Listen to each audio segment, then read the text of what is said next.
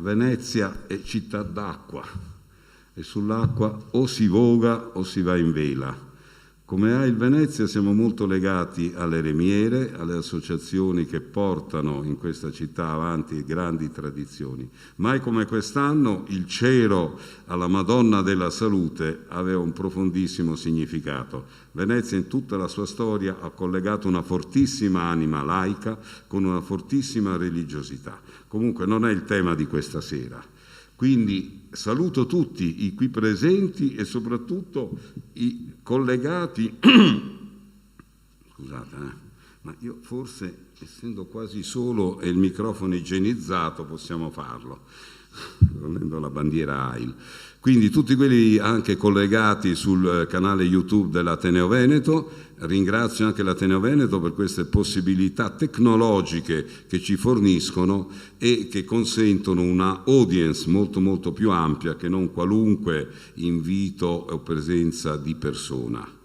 E noi come AIL Venezia abbiamo combinato, cioè io personalmente ho combinato una serata abbastanza a crochet, diciamo, per cui ci sta un momento di presentazione di questo volume, uno strano gondoliere che è a favore di AIL Venezia, però ho sentito anche l'esigenza di un momento successivo di informazione e di aggiornamento sullo stato dell'arte, diciamo sulla sanità in senso lato. Poi presenterò meglio i relatori rispetto a questo. Ma intanto il mio dovere è quello di introdurre il padrone di casa, l'ambasciatore Giampaolo Scarante, scusate c'è ancora con la secca, l'ambasciatore Giampaolo Scarante che sta finendo un quadriennio di presidenza estremamente impegnativo in questa magnifica struttura. Giampaolo, dici qualcosa. Grazie Giovanni. Buonasera a voi tutti. Io sono sinceramente particolarmente lieto questa sera di fare i miei doveri, come dice Giovanni, cioè quello di salutare voi qui presenti nell'Aula Magna dell'Ateneo Veneto e voi che ci seguite invece da lontano con la diretta streaming, per l'occasione della presentazione di questo volume, che è anche invece un'occasione per parlare e per, come posso dire, celebrare insieme alcuni momenti importanti di questo momento storico che attraversiamo. Mi diceva Giovanni Agliata che nella diretta streaming probabilmente ci saranno non veneziani che non sanno cos'è l'Ateneo Veneto. Ora io non rifarò la storia di questa antica istituzione, ma mi limiterò a dire che è una delle più antiche istituzioni culturali veneziane, che è attive dal 1812, e cerchiamo di fare cultura in città a largo spettro, cercando cioè di toccare tutti i temi in cui la cultura si esprime, con particolare riguardo ai problemi e ai temi che riguardano la nostra città, la nostra regione e il nostro paese.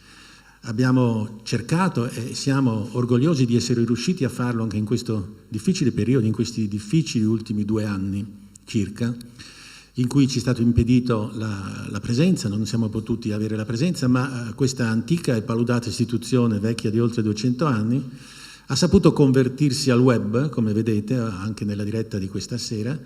Abbiamo avviato un nostro canale su YouTube e altre iniziative sui social, che ci hanno dato grandissime soddisfazioni. Abbiamo cioè raggiunto, anche se in modalità diversa, un numero di utenti largamente superiore a quello che normalmente raggiungevamo in presenza. Quindi ne usciamo più forti, ne usciamo anche più confortati. E questa sera, vi dicevo, sono lieto perché ci sono almeno 2 ragioni per cui noi questa sera dovremmo essere felici di essere qui, in questa sera diciamo fredda meteorologicamente all'esterno di questa sala, ma molto calda per la solidarietà che noi con la nostra presenza, con la vostra presenza da lontano esprimiamo.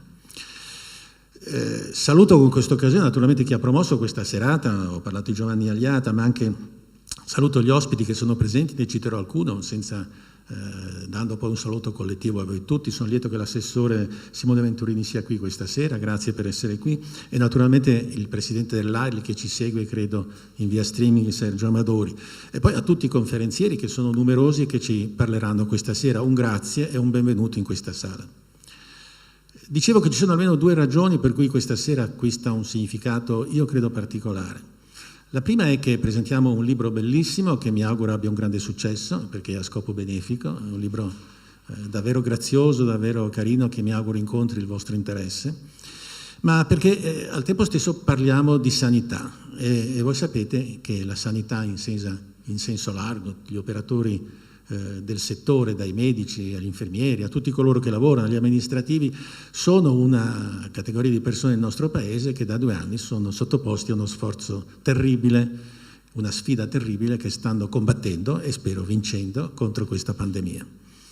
E quindi è un momento, credo, giusto e doveroso rivolgere un pensiero a queste persone, perché siccome questa pandemia dura molto tempo, magari ce ne dimentichiamo, no? Invece in realtà questo impegno è costante e quotidiano e credo vada ricordato.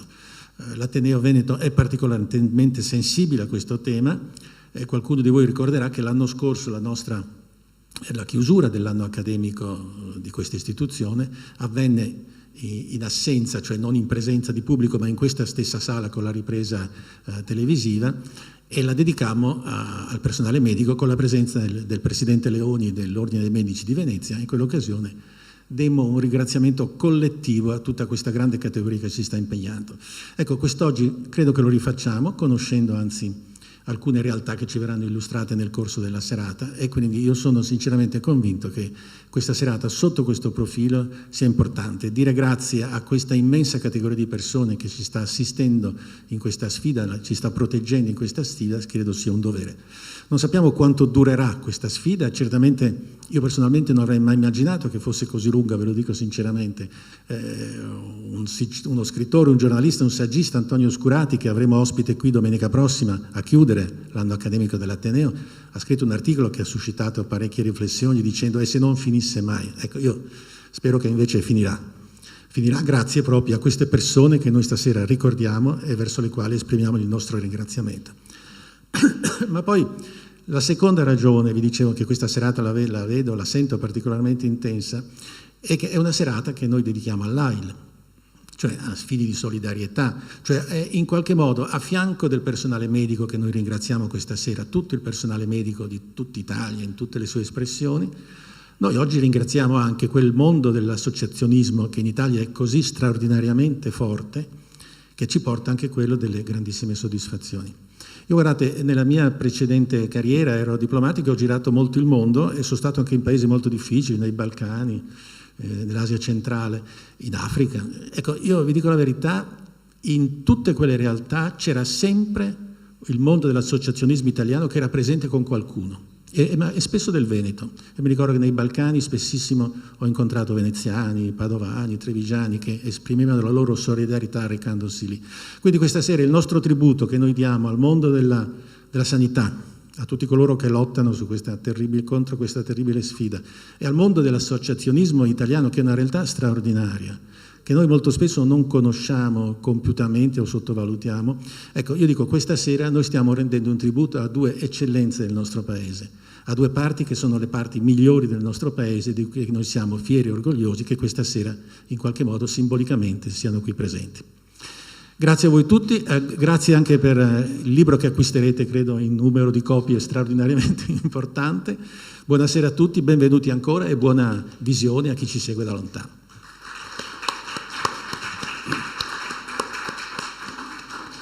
Tra i saluti mi corre, grazie Giampaolo, devo dire, nostro Presidente.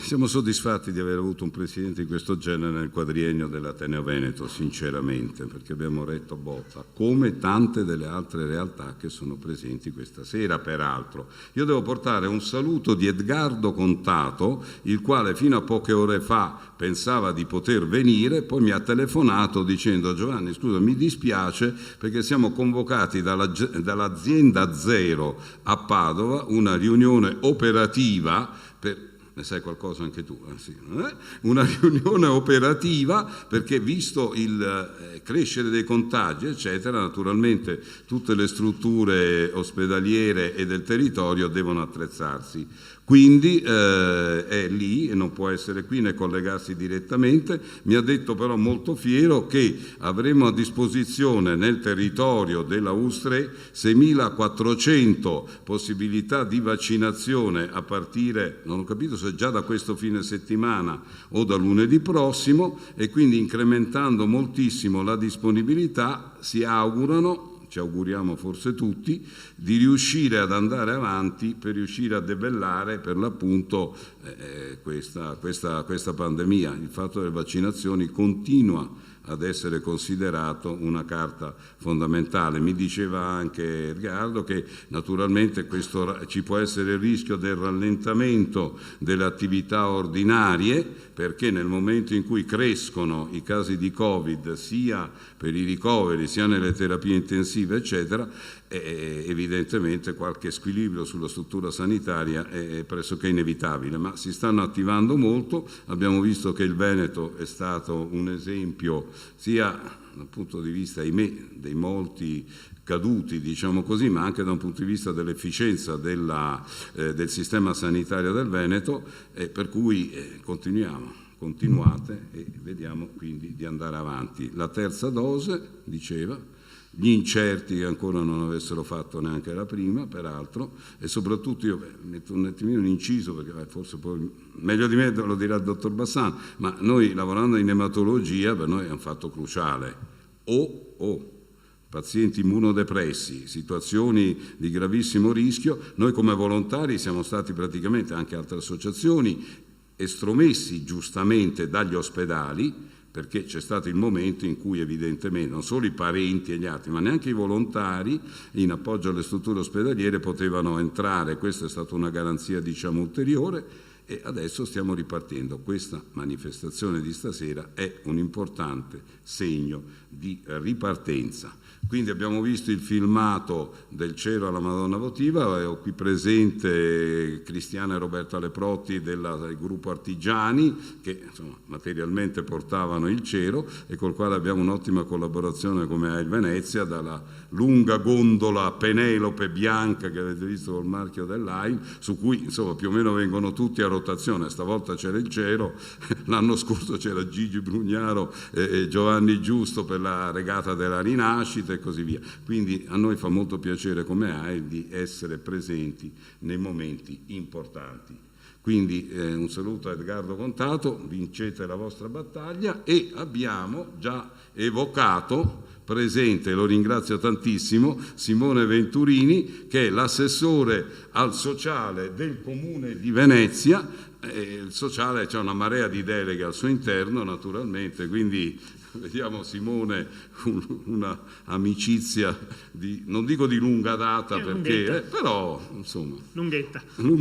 A te Simone. Grazie Presidente, buongiorno a tutti, è sempre un piacere essere qui. L'ultima volta che sono entrato qui prima della pandemia era per un convegno che ha organizzato Giovanni Leoni con l'Ordine dei Medici e c'era l'acqua alta. Oggi sembra quasi una stranezza poterci svegliare senza il terrore di avere magazzini e negozi allagati. Dobbiamo fare in modo che le cose che non funzionano ancora siano sistemate, ma devo dire che insomma in questi 2 anni, nonostante tutto, qualche passo avanti la città l'ha fatto e credo che anche questa mattina molti commercianti e molti abitanti abbiano apprezzato i passi avanti. Diceva benissimo il Presidente prima, che saluto e ringrazio anch'io per il lavoro svolto, anni difficili, acqua alta, Covid, abbiamo combattuto insieme, ognuno per la sua competenza, ognuno per le sue responsabilità. Devo dire che però l'Ateneo Veneto ancora una volta ha fatto un lavoro prezioso, si conferma motore culturale della città, istituzione prestigiosissima, e credo che davvero la città debba essere grata al lavoro svolto, a lei e a tutta la sua squadra, Presidente.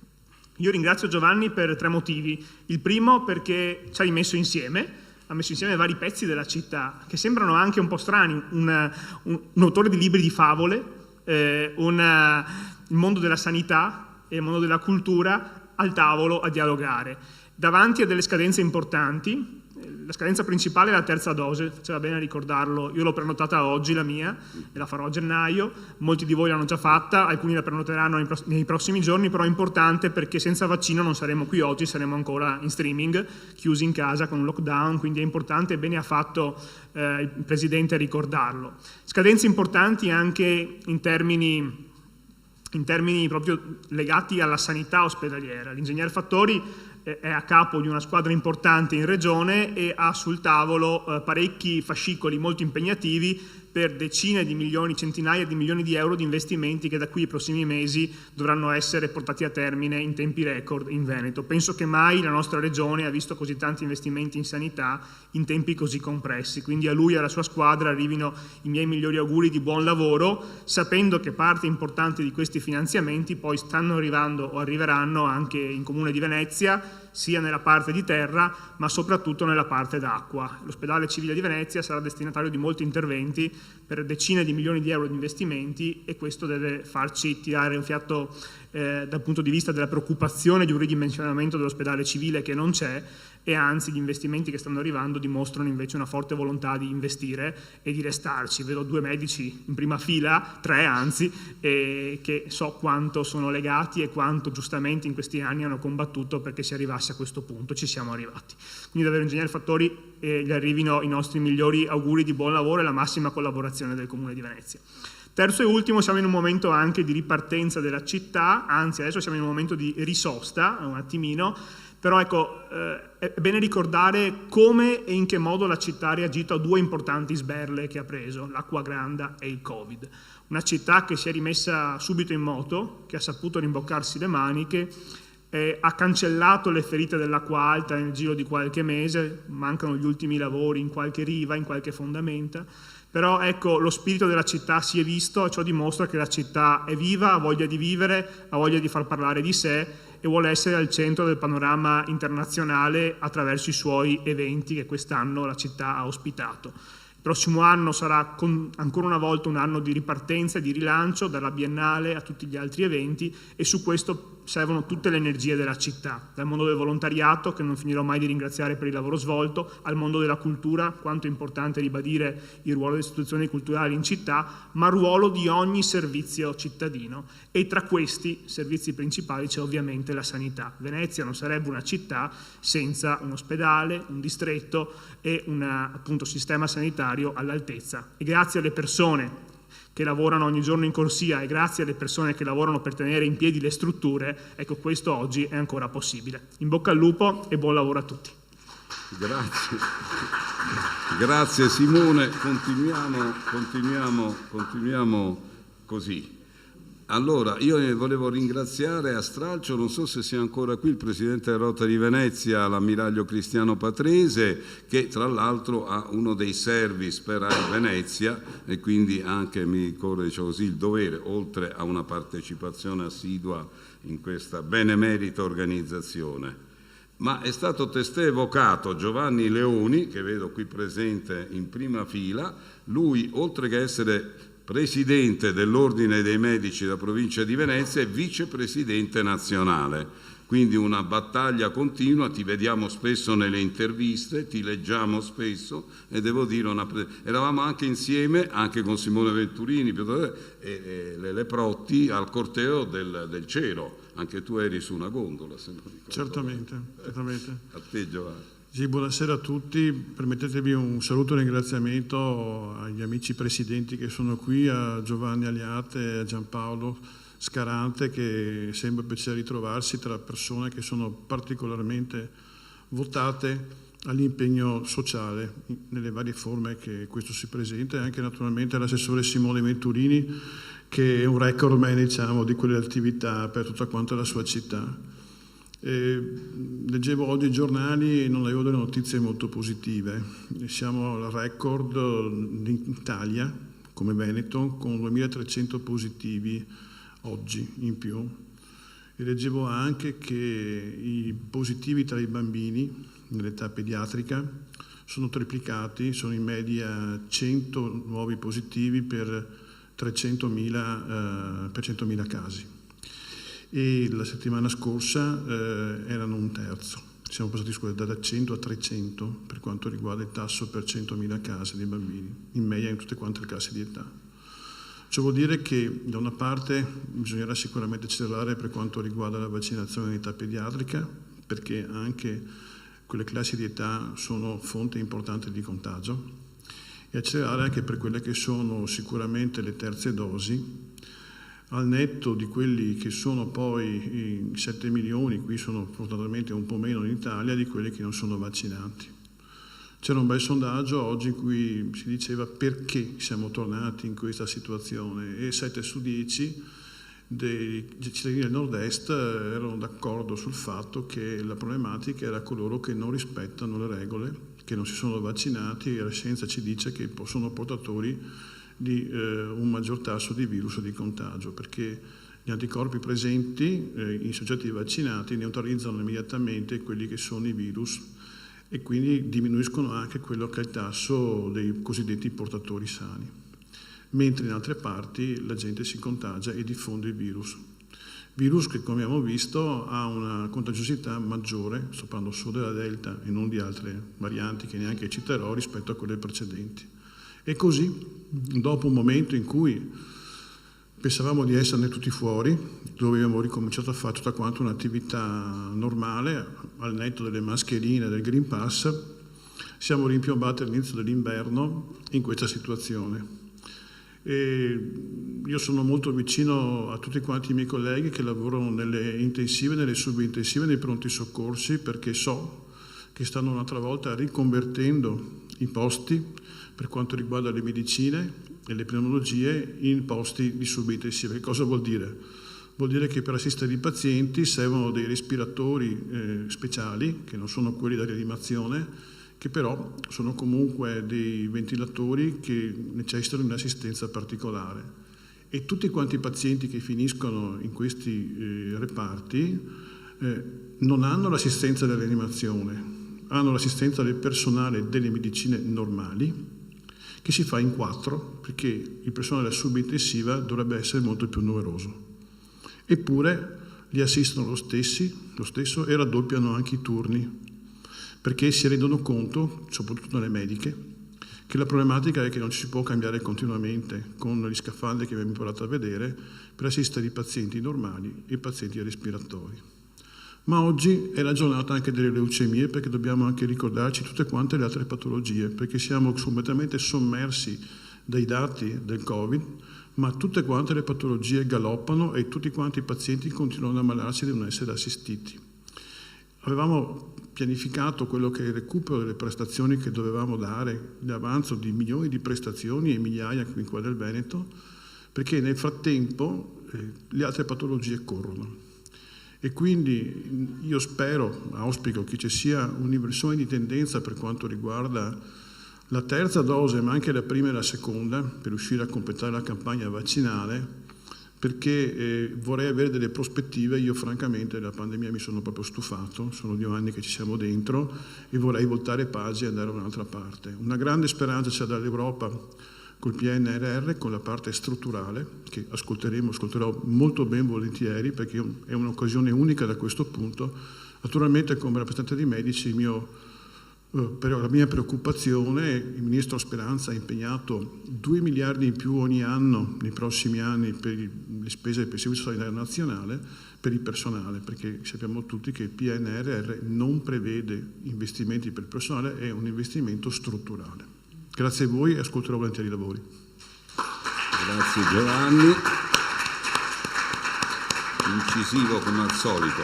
L'ultimo dei saluti giunge da Roma, perché il nostro presidente di AIL nazionale, continua a deglutire, Sergio Amadori, non è potuto venire perché siamo all'antivigilia della nostra campagna delle stelle di Natale dell'AIL, un momento di raccolta per noi importantissimo, perché non abbiamo finanziamenti pubblici, non abbiamo momenti se non quelli di contatto con la gente, la generosità della gente che abbiamo riscontrato tantissimo anche qui a Venezia, anche l'anno scorso. Siamo riusciti a far fronte a tutti i nostri impegni nei confronti delle strutture sanitarie, per il sostegno alle famiglie e ai parenti, quindi le borse di studio, piuttosto che non le case alloggio, piuttosto che non tante altre cose. Cosa noi lo facciamo comunque, e anche cosa fa il Nazionale, sta scritto nei risvolti di copertina del libro Uno strano gondoliere.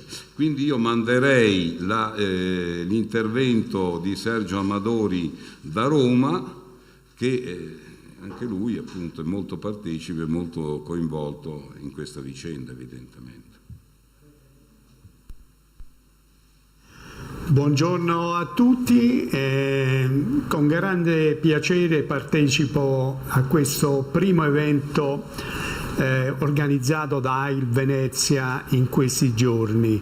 È una iniziativa per la quale sono stato sollecitato dal presidente di AIL Venezia a partecipare con un breve messaggio di auguri e di ringraziamenti per tutto quello che AIL Venezia, nella figura del suo presidente Giovanni Agliata, ha fatto e sta facendo, e sono certo che continuerà a fare con grande passione e con grande professionalità. Devo dire che l'evento di oggi, che si tiene presso l'Ateneo di Venezia, è molto importante perché mette insieme salute, perché parliamo di un'associazione come AIL che si occupa della salute dei pazienti affetti da tumore del sangue, oltre che sostenere la ricerca scientifica. Ecco, mettere insieme la salute con l'arte e la cultura, quale può essere anche la presentazione di un libro come Uno strano gondoliere che verrà presentato oggi, dice veramente molto della personalità di Giovanni Agliata, che è veramente un grande sognatore, un uomo di grande cultura, che quindi spinge al massimo affinché la salute non sia solo un qualcosa che non ci appartiene, ma qualcosa che ci appartiene e che può essere declinato in una situazione in cui arte e cultura si mescolano nella maniera più significativa. In particolare mi ha colpito molto il titolo di questo libro, Uno strano gondoliere, e nella locandina di presentazione dell'evento si dice che è un libro per i sognatori di qualunque età. Questo credo che si sposi veramente perfettamente con lo spirito di Giovanni Agliata e di tutta AIL Venezia, di tutti i volontari di AIL Venezia, se noi pensiamo per un attimo ai pazienti affetti da tumori del sangue, ai familiari di questi pazienti che vivono nell'angoscia e che io sono certo si aggrappano ai sogni per cercare di potenziare al massimo la voglia di vivere, che sono certo li spinge a poter percorrere nel modo migliore il programma di trattamento. Ecco, ricordiamo tutti, e mi piace ricordare, come la gente ama i sogni, perché alla fine i sogni ci rendono vivi. Per questo credo che questo evento veramente sia molto molto utile per tutti e sia veramente un qualcosa per la quale ringrazio Giovanni Agliata. Voglio solo ricordare una frase che ha di Albert Einstein, che diceva: un uomo è vecchio solo quando i rimpianti in lui superano i sogni. Ecco, sogniamo tutti quanti e sogniamo che le attività di AIL Venezia possono veramente servire alla causa di questi pazienti, dei familiari di questi pazienti, attraverso tutta una serie di attività che in AIL Venezia vengono fatte con grande passione dai volontari. Voglio ricordare le cure domiciliari, le case alloggio, i viaggi solidari. Ecco, tutto questo è fatto per aiutare queste persone veramente nel lungo viaggio della malattia. Grazie ancora a tutti quanti e auguri vivissimi di un'ottima riuscita di questo evento. Grazie.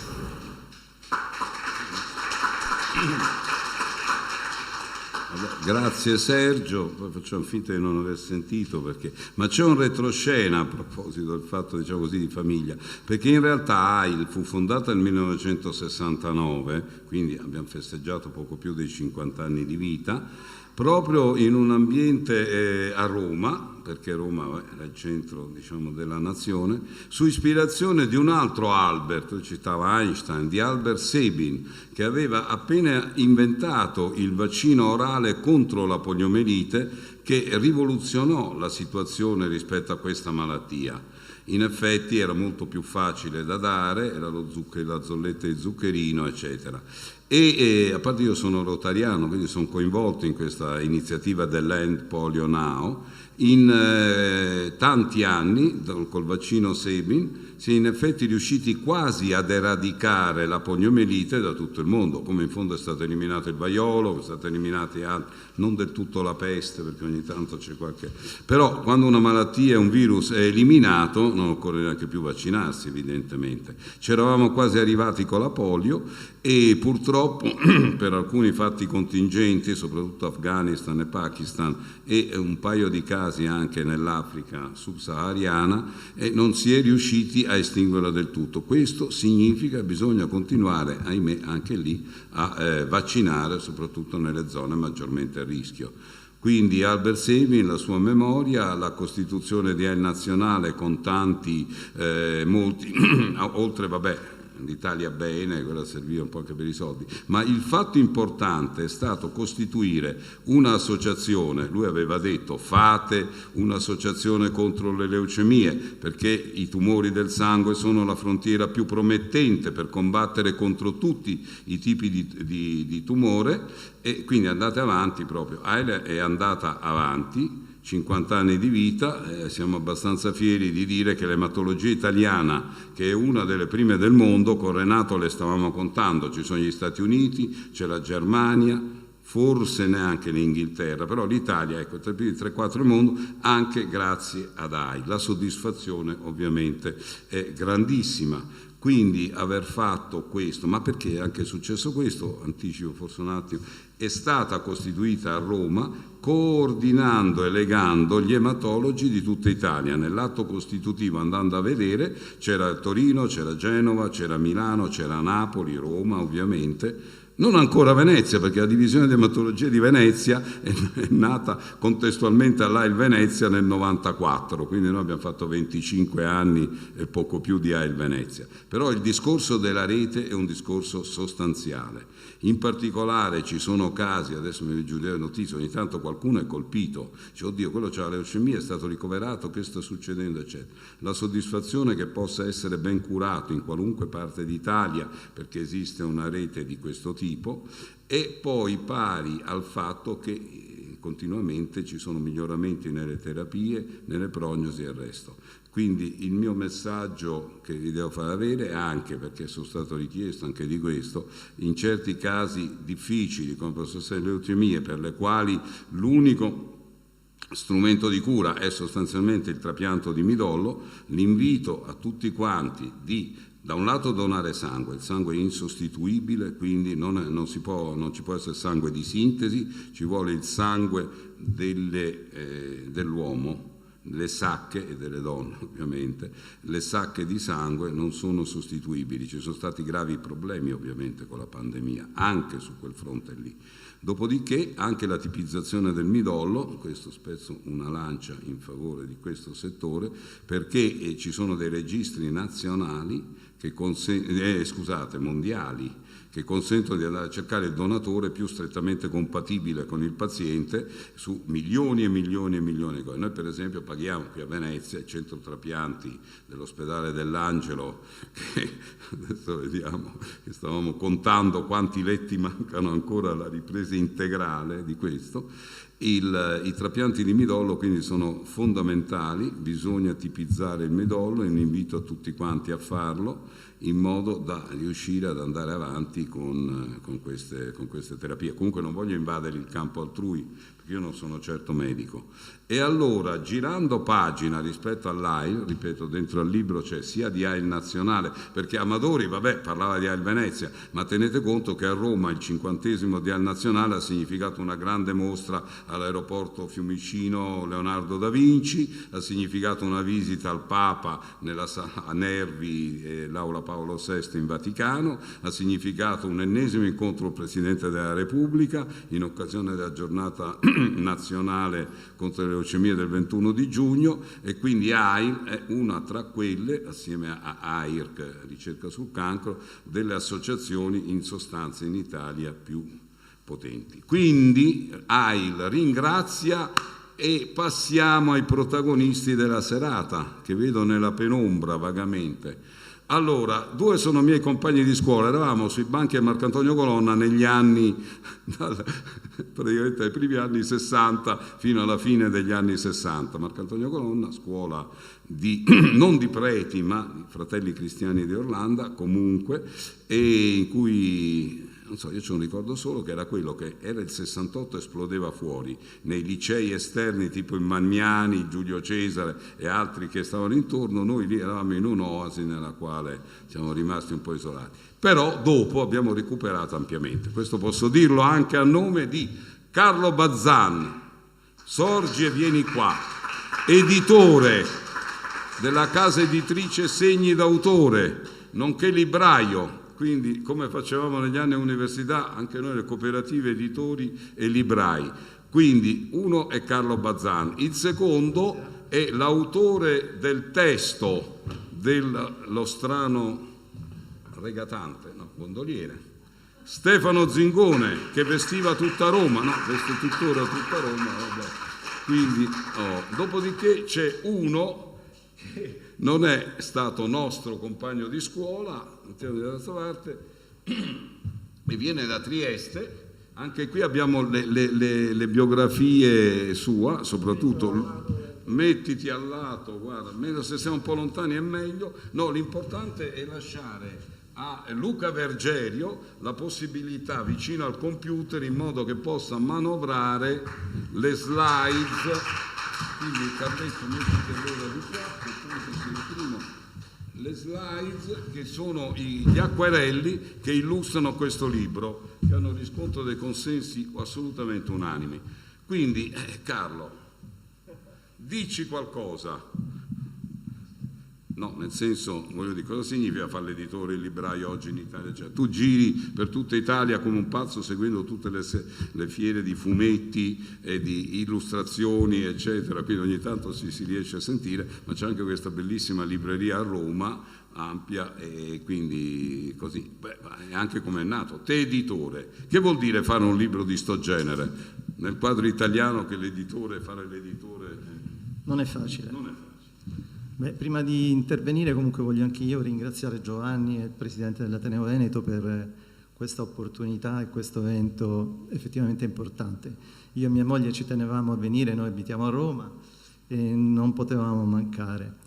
Per rispondere alla domanda di Giovanni, effettivamente fare un'impresa in Italia non è facile. Lo sappiamo tutti, sono tanti i cavilli burocratici, le tasse, insomma, cercare di arrivare ad avere un margine è veramente difficile. E secondo me fare impresa la si può fare solo se c'è tanta passione dietro, ci deve essere passione, se no non ci si mette.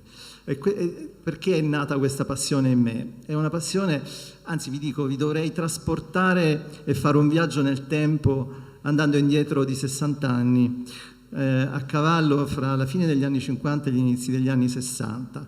È lì che è nata questa passione, quando da ragazzino, all'epoca, non c'erano distrazioni o le distrazioni che i ragazzi hanno oggi. Io dico sempre che i bambini oggi nascono con un mouse nella mano destra e lo smartphone nella mano sinistra, ma non leggono, non sanno navigare con la fantasia. Noi bambini di quell'epoca invece cosa facevamo? Non avevamo distrazioni, non c'era la televisione, non c'era nulla, potevamo soltanto leggere, andare in bicicletta, giocare ai cowboy e agli indiani.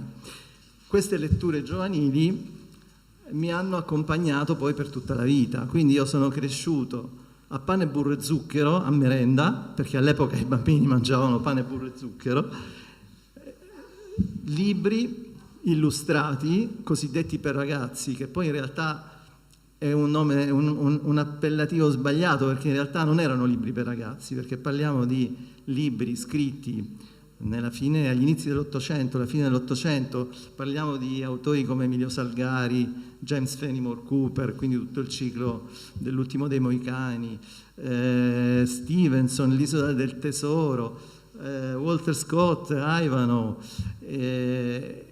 Quindi erano libri illustrati, e quello che mi catturava, oltre le tematiche che venivano trattate, erano anche le illustrazioni.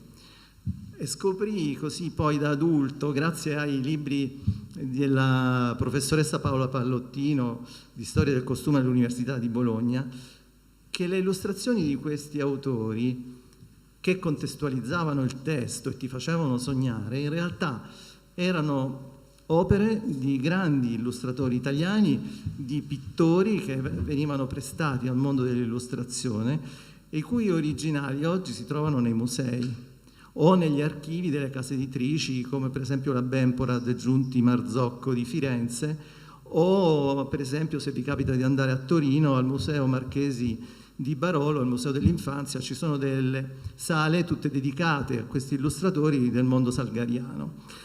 Le loro illustrazioni originali, se non stanno nei musei o negli archivi delle vecchie case editrici, hanno comunque un valore anche a livello d'asta di qualche migliaio di euro.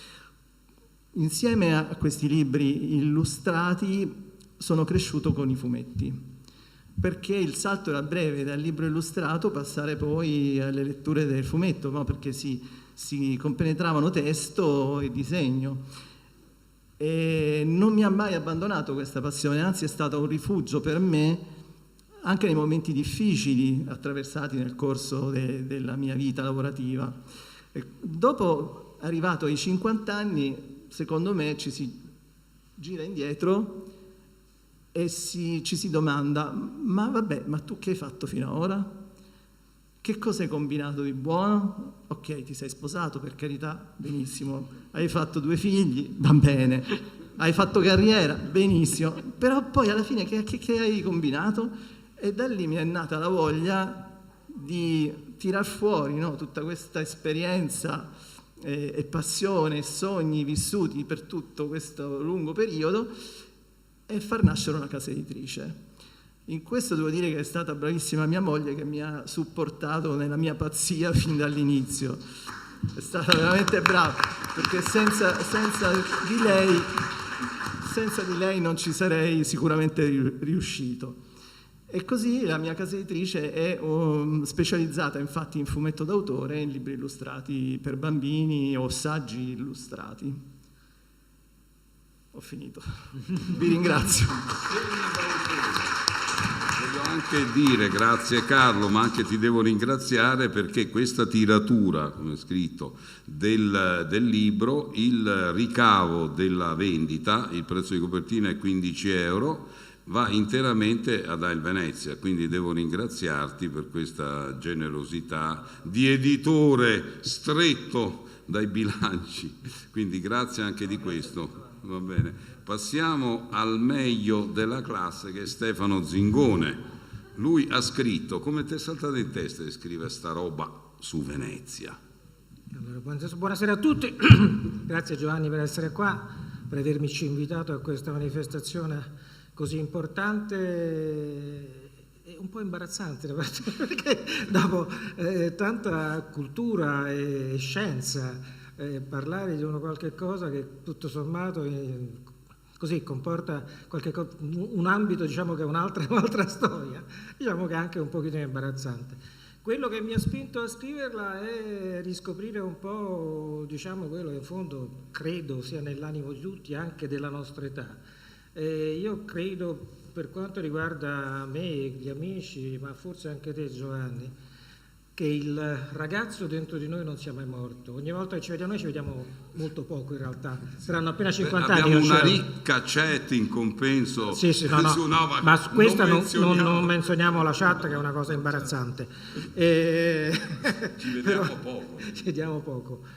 Però quando ci vediamo, ecco, la cosa bella è che comunque torniamo sempre in classe, torniamo sempre in quella classe che ci ha lasciato 50 anni fa, non lo voglio dire, lo dico sottovoce, 50 anni fa. E quindi nello spirito di questo ragazzo che è un po' dentro di noi, questo bambino dentro di noi, e aiutandomi, cioè lì, approfittando del fatto che mi addormento tardi la notte, mi diverto a scrivere e a un certo punto, anche pensando ai miei nipoti, ho scritto delle piccole storie inerenti anche al Natale, inerenti a questo, e una di queste è questo strano gondoliere. Uno strano gondoliere che però vorrei dire, anche richiamandomi a quello che ha detto il presidente Heil poco fa, è qualcosa che non è semplicemente una favola, cioè voglio dire, non voglio esagerare l'importanza, voglio dire, non è rivolto semplicemente ai bambini, all'infanzia, ma forse anche un po' a tutti noi, è anche sicuramente autobiografico, nel senso che comunque riguarda dei ricordi della mia infanzia, ma riguarda un po' tutti quanti perché cerca un po' di dire che è bello ogni tanto mantenere dei sogni, mantenere anche delle illusioni, anche sapendo che sono delle illusioni, ma crederci in queste illusioni, perché l'illusione è un tesoro da conservare, è un tesoro da tenere dentro di noi, come qualcosa un po' forse di utopico, sicuramente di utopico, ma che comunque ci consente di forse vivere meglio, ma forse di sperare in un futuro migliore, forse di sperare in un futuro migliore per i nostri figli. In particolare, riferendoci al Natale, perché è di questo che si parla in questo libretto, riferendoci al Natale, io volevo sottolineare il fatto di come quello che ai nostri tempi era un momento di sogno, di aspettativa, di favola, forse addirittura di paura, nel senso che comunque la paura dell'ignoto, oggi, pensando ai miei nipoti, un po' forse si è perso. In questa situazione di consumismo generale, ormai il Natale è un fatto prettamente di consumo, di doni, di tanti doni che poi forse alla fine non sono neanche così tanto apprezzati. Invece ai nostri tempi, pur essendo Natali importanti, voglio dire, però c'era questa parte di mistero. Cioè, che succede? Che cos'è? Cosa mai dovrà accadere? Ecco, io volevo trasmettere questa sensazione qua, che però deve essere legata, non so, secondo me, non solo all'infanzia, ma anche un po' a tutti noi. Che cosa ci accadrà? E avere la speranza che ci accada ovviamente qualcosa di positivo, ma anche l'aspettativa di qualche cosa che potrà succedere, di essere sempre pronti alla novità. Un'ultima osservazione, devo essere anche grato appunto a Carlo ovviamente per la fiducia di aver investito in questo progetto, ma anche a sua moglie per averci consigliato di ambientarlo a Venezia, e devo dire, ecco, ambientare questa storia in particolare a Venezia è stata per me, diciamo, veramente immergermi in un ambiente magico, che io sono di Roma e si sente forse, ma sono raramente a Venezia, ma ogni volta che vengo a Venezia, ecco, sento che intorno a me c'è qualcos'altro oltre la materialità, e questo non è male, insomma, pensare che ci sia qualche cosa che ci accompagna oltre poi in fondo al quotidiano. Tutto qua, grazie.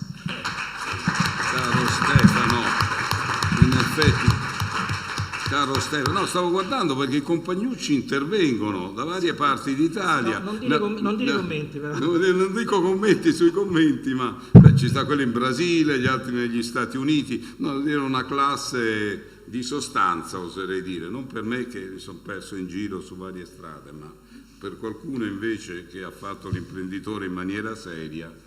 Ciò sia, quindi grazie a tutti, anche i lontani soprattutto, e veniamo al succosissimo autore, succosissimo perché vedete qui veramente è una roba. Allora vi ho chiesto di fare un PowerPoint delle immagini che stanno dentro questo libro, degli acquerelli, poi tu ci racconti di che si tratta esattamente. E sì, dove? Non ho la minima idea io. Tu non hai la minima idea? Io no. Francesco? No. Ah, ecco, no. Valerio, io ringrazio naturalmente Francesco Costantini che coordina e fa anche per l'Ateneo Veneto tutta una serie di riprese, di montaggio e tutto il resto. Valerio Memo, che anche lui è la colonna tecnologica e anche non dell'Ateneo Veneto, quindi applaudiamo a Francesco e a Valerio. Poi non so, forse poi ci sono i ringraziamenti anche dentro il libro a chi ha collaborato. Come no? Ti ricordi qualcuno di quel Silvia. Anche Silvia c'è. Allora, Prego. Luca, no, prego a te.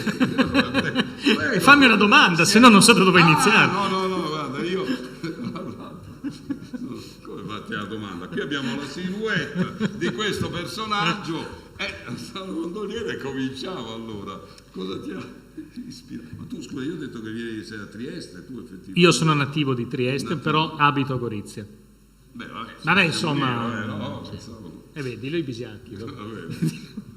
Friulani è una razza solida, dice mia moglie per esempio di Cividale. A posto. Quindi siamo a posto con i friulani, è una razza veramente solida. Vai. Allora, intanto buonasera anche da parte mia e ringrazio anch'io Giovanni, l'Ateneo e tutti coloro che ci hanno ospitato.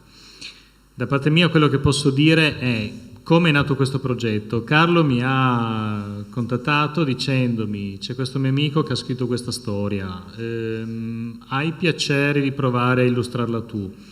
Me la sono letta, mi è piaciuta. Inizialmente, se non mi sbaglio, non era ambientata a Venezia. Carlo ha avuto l'idea di ambientarla a Venezia e funziona effettivamente molto meglio della prima versione. Che era ambientata dove, scusa? Canicattì? A Roma! No, a Roma. Esatto, un gondoliere a Roma effettivamente era difficile. Diciamo che volendo raccontare un po' il processo produttivo, la cosa importante è aver letto il testo e aver voluto immaginare una storia natalizia però ambientata a Venezia, che è una cosa effettivamente particolare, una cosa che normalmente non si vede, perché le storie natalizie si svolgono sempre o al villaggio di Babbo Natale, se lo fanno in America è a New York di solito, però per noi averlo ambientato a Venezia è sicuramente un punto in più. La storia mi ha colpito molto perché, come dicevano, è la storia, racconta un po' quello che è appunto il sogno del nostro protagonista, che ricorda di quando era bambino, che ricorda di quando c'era il mistero del Natale, però lui ormai è un adulto, me lo sono immaginato sul 50-60 anni più o meno, per come l'hai immaginato tu? 70? Anche nero, scusami. Basta così. Non è neanche brizzolato. No, c'è un po' di brizzolo, ma poco. Pensavo ti fossi ispirato a me come... No. Questo adulto che ricorda la magia del Natale che viveva da bambino, però una magia che lui non ha più. E nel passeggiare per Venezia ha l'occasione di rivivere questo mistero, di rivivere questa fiaba che da tanti anni non viveva più, incontrando appunto questo strano gondoliere che dà il titolo al volume. La cosa che mi ha colpito sinceramente è stata proprio nel leggere la fiaba che hai scritto. Tu magari dici, o diceva, come diceva Carlo, sì, ma sono ricordi degli anni 60. Però la cosa strana è che in realtà anche la mia generazione quei ricordi ce li ha, perché i mandarini che lui lasciava, li lasciavo anch'io. Quindi quando io ho letto quella cosa mi ha colpito particolarmente, perché non è una cosa che non si usa più. Io li ho usati, io ho 40 anni, però anche per me era una cosa comunque viva. E vedere questo protagonista che incontra, non credo che ci sia un grande spoiler nel dire che è Babbo Natale invece che un gondoliere, ma dici che abbiamo rivelato troppo. Dici che ormai abbiamo rovinato la sorpresa che ha acquistato il volume. Ormai si butta.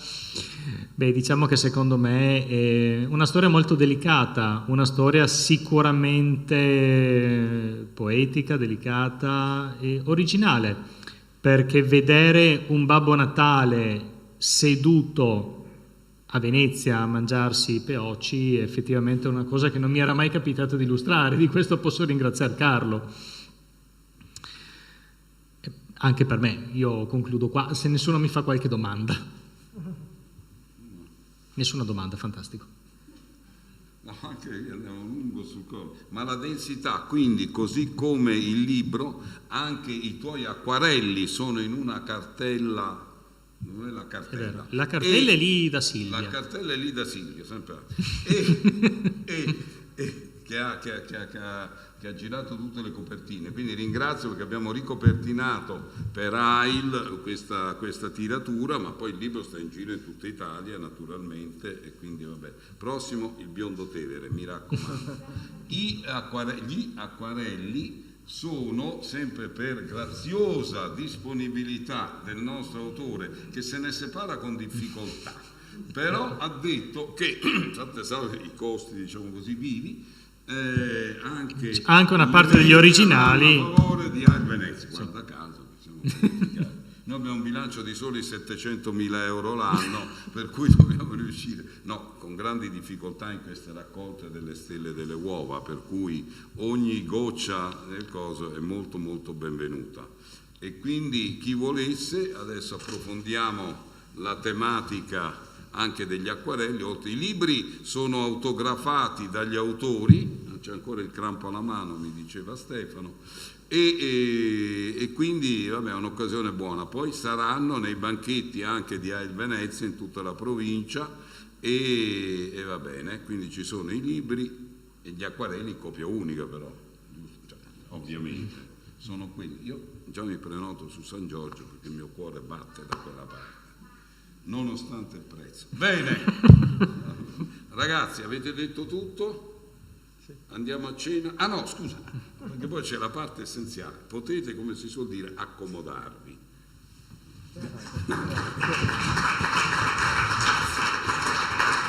Perché adesso quindi appunto diciamo che questa serata così eterogenea prevede il momento, di informazione e resto. Cioè la genesi mi è derivata da un convegno fatto a Ca' Foscari, in cui erano presenti sotto l'auspicio anche Francesco Casarin, che è un vecchio amico che mi aveva invitato, i due relatori di questa sera, per una visione della sanità che, vabbè, non anticipo nulla perché a questo punto forse però è il caso che uno alla volta, perché qui abbiamo i PowerPoint, quindi auspice Valerio, qual è nell'ordine?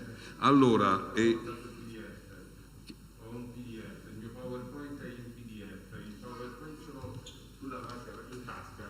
oddio, e come facciamo a socializzarlo allora? Mettendolo lì in una USB. Allora va bene, Valerio, allora quindi assolutamente diamo la precedenza. Allora un attimo, devo rintracciare naturalmente i curricoli. Dove sono andati a finire i curricoli? Eccolo qua. Allora, tempo che animiamo il PowerPoint, abbiamo detto, no, PDF, scusa un attimo, perché io sto andando nel pallone. Vi posso presentare l'ingegner.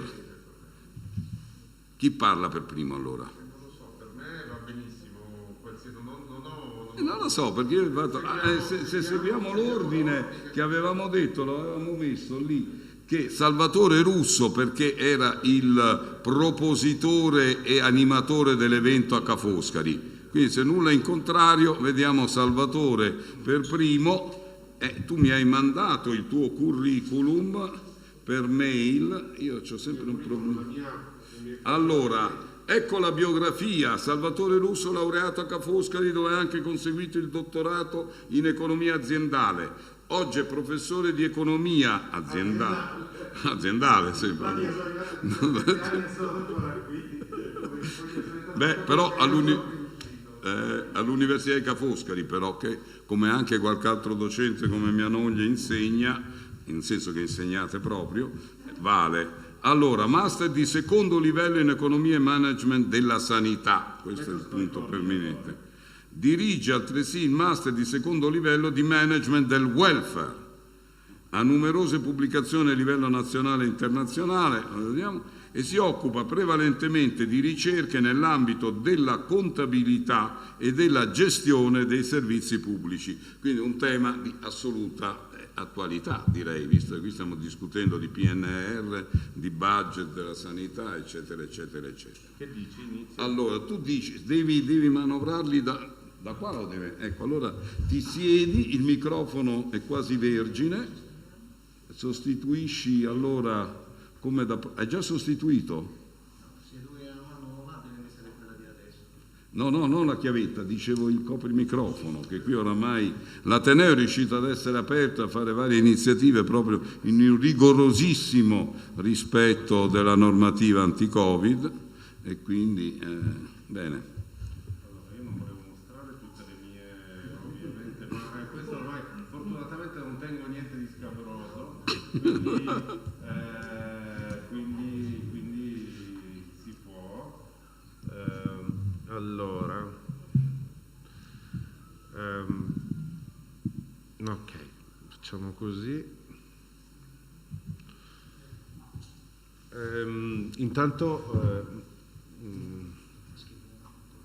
sì, la tolgo, ma anche se devo dire, allora, intanto grazie per questo invito che con un po' di fatica, ho accettato molto felicemente, ma con un po' di fatica perché dovevo incastrare come al solito 1000 cose, ma l'ho fatto felicemente perché sono assolutamente lieto di aver incontrato il mio presentatore qui ufficiale al convegno che si è tenuto il 13 novembre a Ca' Foscari, al quale ha accennato prima. Allora, molto brevemente, perché non voglio annoiare nessuno, in realtà il convegno che abbiamo fatto a Ca' Foscari era un convegno nato dall'idea, da una proposta che mi è stata fatta da una fondazione francese di architetti che ha inaugurato uno spazio di architettura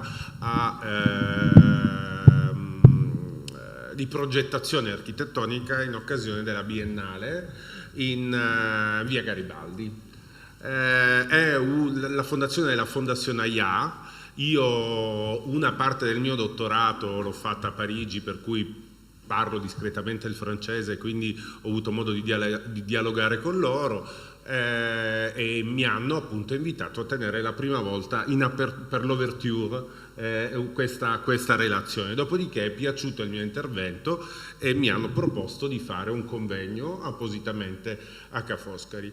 E allora l'abbiamo organizzato il 13 quando ci siamo conosciuti. Il titolo più o meno è, viene illustrato in questa mia presentazione di oggi, perché siamo partiti esattamente da lì, ed è appunto la relazione tra spazio pubblico, arte, cultura e salute nel quadro gestionale della crisi pandemica. Perché?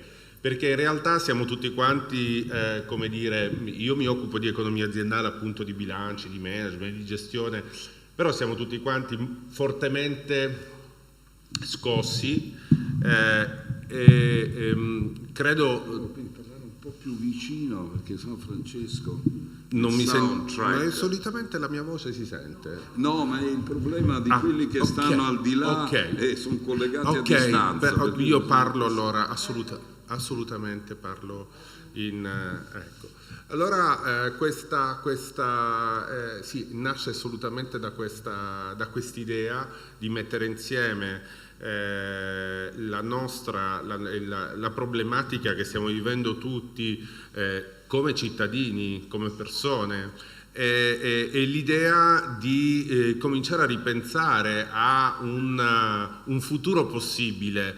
Un futuro possibile perché in realtà io già sin dallo scorso anno, quando mi proponevano di fare dei webinar sul post pandemia giugno 2020, io ero scetticissimo, non scettico, mi sentivo stralunato più che altro. Dopo 3 mesi passati a Castello, chiuso in casa,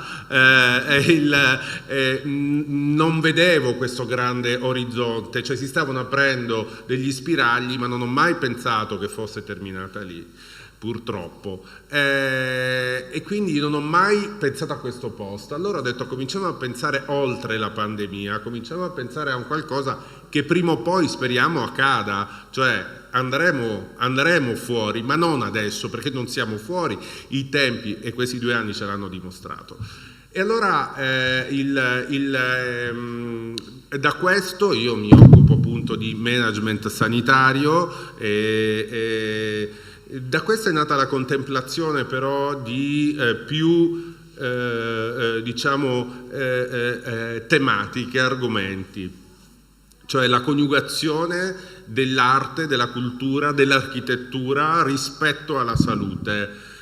La salute è il trade union, come dire, è il filo conduttore, però intorno alla salute ruotano diversi elementi. Ovviamente quello primario è quello della ricerca, e sono assolutamente felice ed emozionato anche di essere qua, perché io ho perso 2 persone importanti con questa malattia, e quindi questa è una ragione in più per giustificare e per essere fiero, ecco, di essere qua, ecco. Ma questa è una cosa mia personale, l'ho detta e la chiudo qua. E allora credo che non dobbiamo soltanto pensare a come uscire, dobbiamo pensare che ne usciremo, e dobbiamo però pensare a come ne usciremo, che cosa sarà cambiato nelle nostre vite. E in realtà nella nostra vita e nella nostra vita quotidiana è già cambiato molto. Io, per quanto l'economia aziendale sia una disciplina afferente alle scienze sociali, non sono un sociologo, però parto da presupposti di ordine sociologico, per cui quello che mi sento di dire è che è tutto mutato in questi ultimi 2 anni. È mutato il modo in cui noi abbiamo delle relazioni con gli altri. La pandemia in realtà ha indotto a una reinterpretazione delle relazioni, come tendo più volte a sottolineare, tra gli individui e il sistema sanitario, cioè l'approccio e il rapporto con le strutture sanitarie, tra gli individui e il sistema economico, con tutte le problematiche e le grosse criticità che la pandemia si è portata dietro, dalla cassa integrazione, dall'impossibilità di avere dei guadagni all'altezza delle necessità e dei fabbisogni delle famiglie, una relazione tra gli individui e la propria abitazione, perché il lockdown ci ha costretti a rivedere gli spazi nei quali viviamo abitualmente e quindi a fare conti con i nostri metri quadri. Tra gli individui e gli spazi comuni, il momento in cui fare la fila al supermercato poteva essere anche il più grande desiderio di ciascuno, perché era l'unico momento per uscire. Fortunatamente quello è stato il periodo, come dire, l'acme non credo che, spero e non credo comunque che ci possano essere periodi simili. Probabilmente l'Italia in questo è stata molto brava anche a declinare i diversi gradi di gravità, anche con quella che inizialmente ci sembrava una cosa un po' stramba, la zona rossa, la zona gialla, la zona arancione, però tutto sommato oggi ci ha permesso delle grosse conquiste, e questo dobbiamo riconoscerlo. Tra gli individui e le cose, la relazione con le cose, credo che sia cambiata per tutti.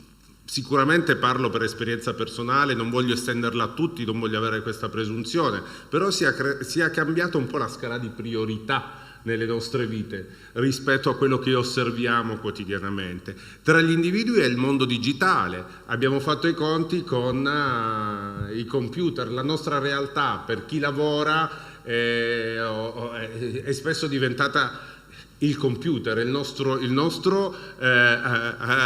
amico di riferimento, il nostro strumento di salvezza, il nostro strumento anche di angoscia, perché comunque abbiamo passato intere ore davanti al computer a chiederci, a dialogare con gli altri, vivendo una vita che non è sicuramente la vita alla quale siamo abituati, vivendo poi in una città come Venezia, dove ciaccolare è la cosa più bella, lo dico da siciliano ovviamente, che vive da quando ha 17 anni in questa città, però è una delle cose più divertenti e più belle, ma questo è inibito fortemente, la pandemia ha inibito qualsiasi forma di relazione sociale, anzi, posso dirle un'espressione veneziana da un siciliano, non sta a toccarmi, è proprio la frase secondo me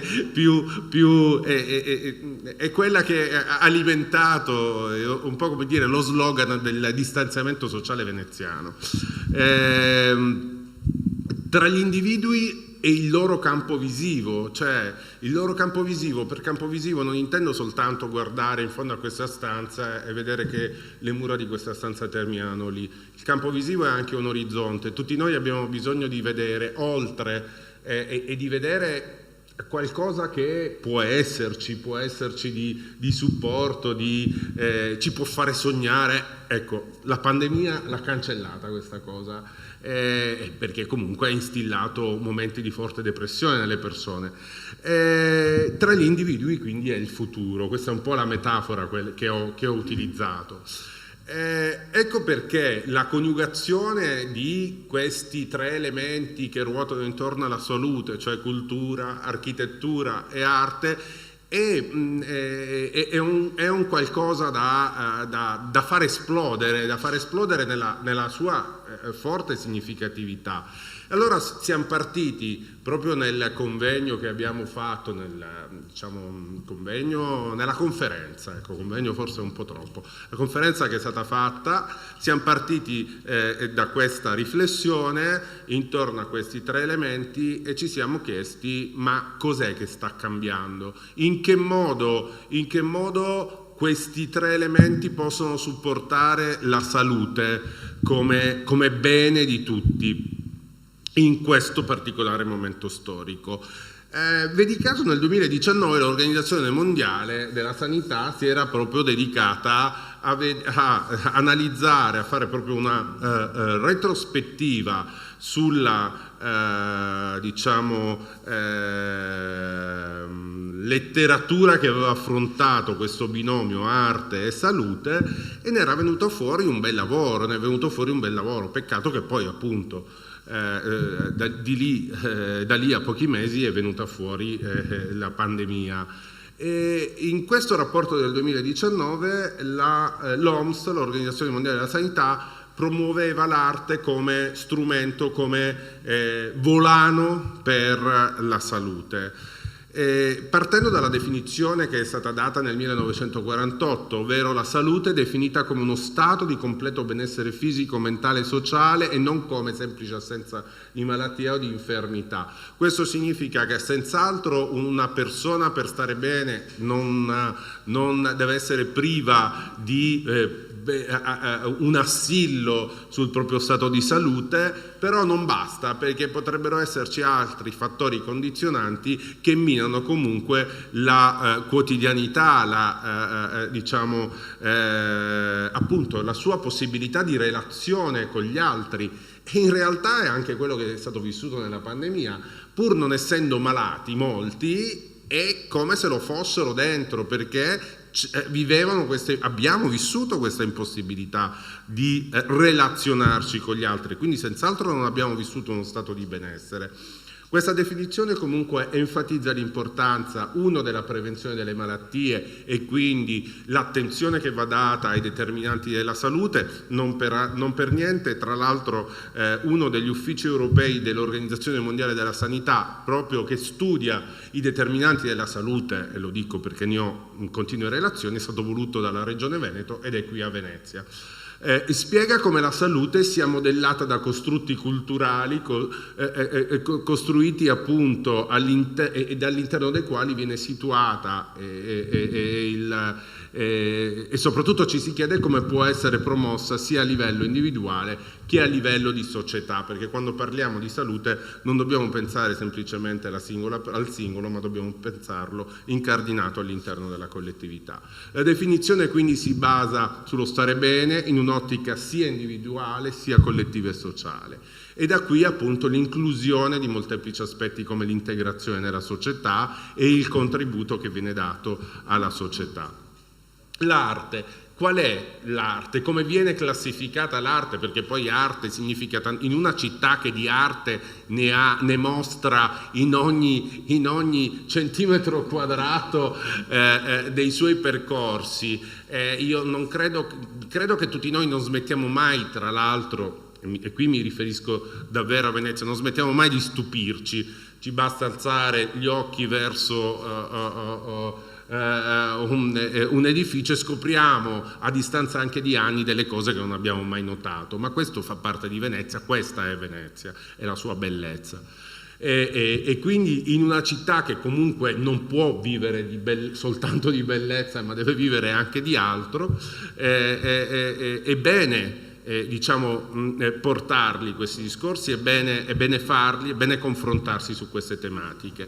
L'arte come viene declinata? L'OMS la declina attraverso appunto queste 5 caratteristiche come arti dello spettacolo, arti visive, design, artigianato, letteratura, cultura. Oggi si parla anche di arti online, digitali ed elettroniche, perché anche quelle hanno fatto pienamente ingresso nella nostra vita.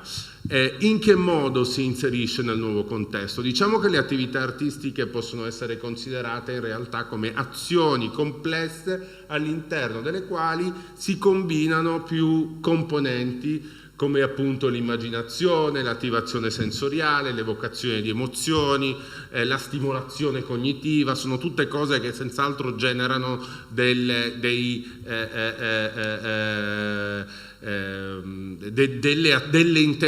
azioni e poi cui seguono delle interazioni da parte nostra e che possono senz'altro favorire la promozione della salute. Questi elementi quindi possono confluire in diversi effetti, principalmente sul piano individuale, psicologico, fisiologico, sociale e comportamentale.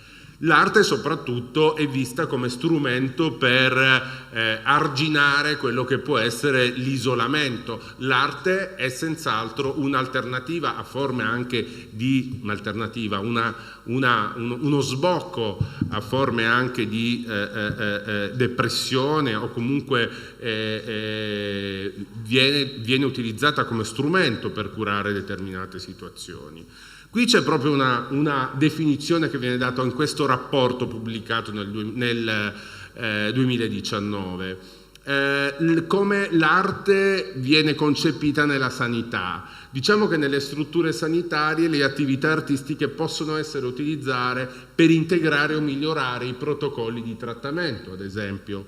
È stato scoperto appunto che ascoltare musica o fare arte riduce gli effetti collaterali del trattamento del cancro, tra cui sonnolenza, mancanza di appetito, mancanza di respiro e nausea. Questo è proprio sto riportando pari quello che viene menzionato nel rapporto del 2019. È stato scoperto che le attività artistiche in contesti di emergenza, tra cui musica, artigianato, clown, pensiamo ai bambini, riducono l'ansia, il dolore e la pressione sanguigna, appunto in particolare per i bambini, e poi anche che la danza è stata trovata ripetutamente per fornire miglioramenti clinicamente significativi nei punteggi motori per le persone con malattie di Parkinson. Vabbè, ma queste sono, ripeto, delle esemplificazioni. In questo rapporto vengono dati, che è appunto un rapporto diciamo a ridosso del quale si è verificata la pandemia, vengono dati anche dei suggerimenti per le policy che possono essere adottate in termini appunto di promozione della salute attraverso l'interazione e l'integrazione tra arte e strumenti sanitari. Quindi la politica in realtà dovrebbe poter assicurare la disponibilità, l'accessibilità dei programmi artistici, dovrebbe poter sostenere le organizzazioni artistiche e culturali nel rendere la salute e il benessere parte del loro lavoro, dovrebbe promuovere la consapevolezza pubblica dei potenziali benefici per la salute che derivanti dall'impegno artistico, dovrebbe poter includere le arti nella formazione degli operatori sanitari, dovrebbe introdurre e rafforzare meccanismi di riferimento da strutture sanitarie o di assistenza sociale a programmi o attività artistici, dovrebbe investire in ulteriori ricerche, in particolare appunto nel potenziamento di interventi nel campo delle arti, della salute e della valutazione della loro attuazione. E questo è il primo di questa triangolazione. Il secondo, abbiamo detto, l'architettura. L'arte e l'architettura, vabbè, poi in una città dove si fa la biennale, voglio dire, sembra anzi un po' scontato, diciamo, alternare queste due. Però è ovvio, tra l'altro noi vediamo che ad esempio a Venezia apparentemente l'architettura è immobile, nel senso che non muta, e credo una città in cui senz'altro bisogna semplicemente preservare, però tendenzialmente si preserva, però probabilmente anche l'innovazione. Chi ci vive ha bisogno di innovazione. Allora l'architettura in generale, ma io non intendo assolutamente addentrarmi in sentieri che per me potrebbero essere assolutamente minati, assolutamente, ma come? No, dico anche per l'ora, perché dopo se ci incamminiamo in no, non mi voglio inerpicare in situazioni, voglio anzi. L'architettura in generale, voglio solo spiegare che cosa può entrarci l'architettura in questo discorso. L'architettura in generale, anche come è stata trattata nel convegno e come poi peraltro anche l'ingegner Paolo Fattori, che ho avuto la fortuna di conoscere proprio al convegno che avevo organizzato, c'entra in due aspetti. Uno, l'aspetto generale, cioè le relazioni della persona rispetto agli edifici, agli spazi urbani, al contesto nel quale si inserisce, quello che deve percorrere ogni mattina per recarsi al lavoro, quello in cui deve portare i propri figli a giocare, ecco, è questo. E due, le strutture, cioè l'uomo e la malattia, le strutture che ti ospitano nel corso della malattia. Lì entriamo già in un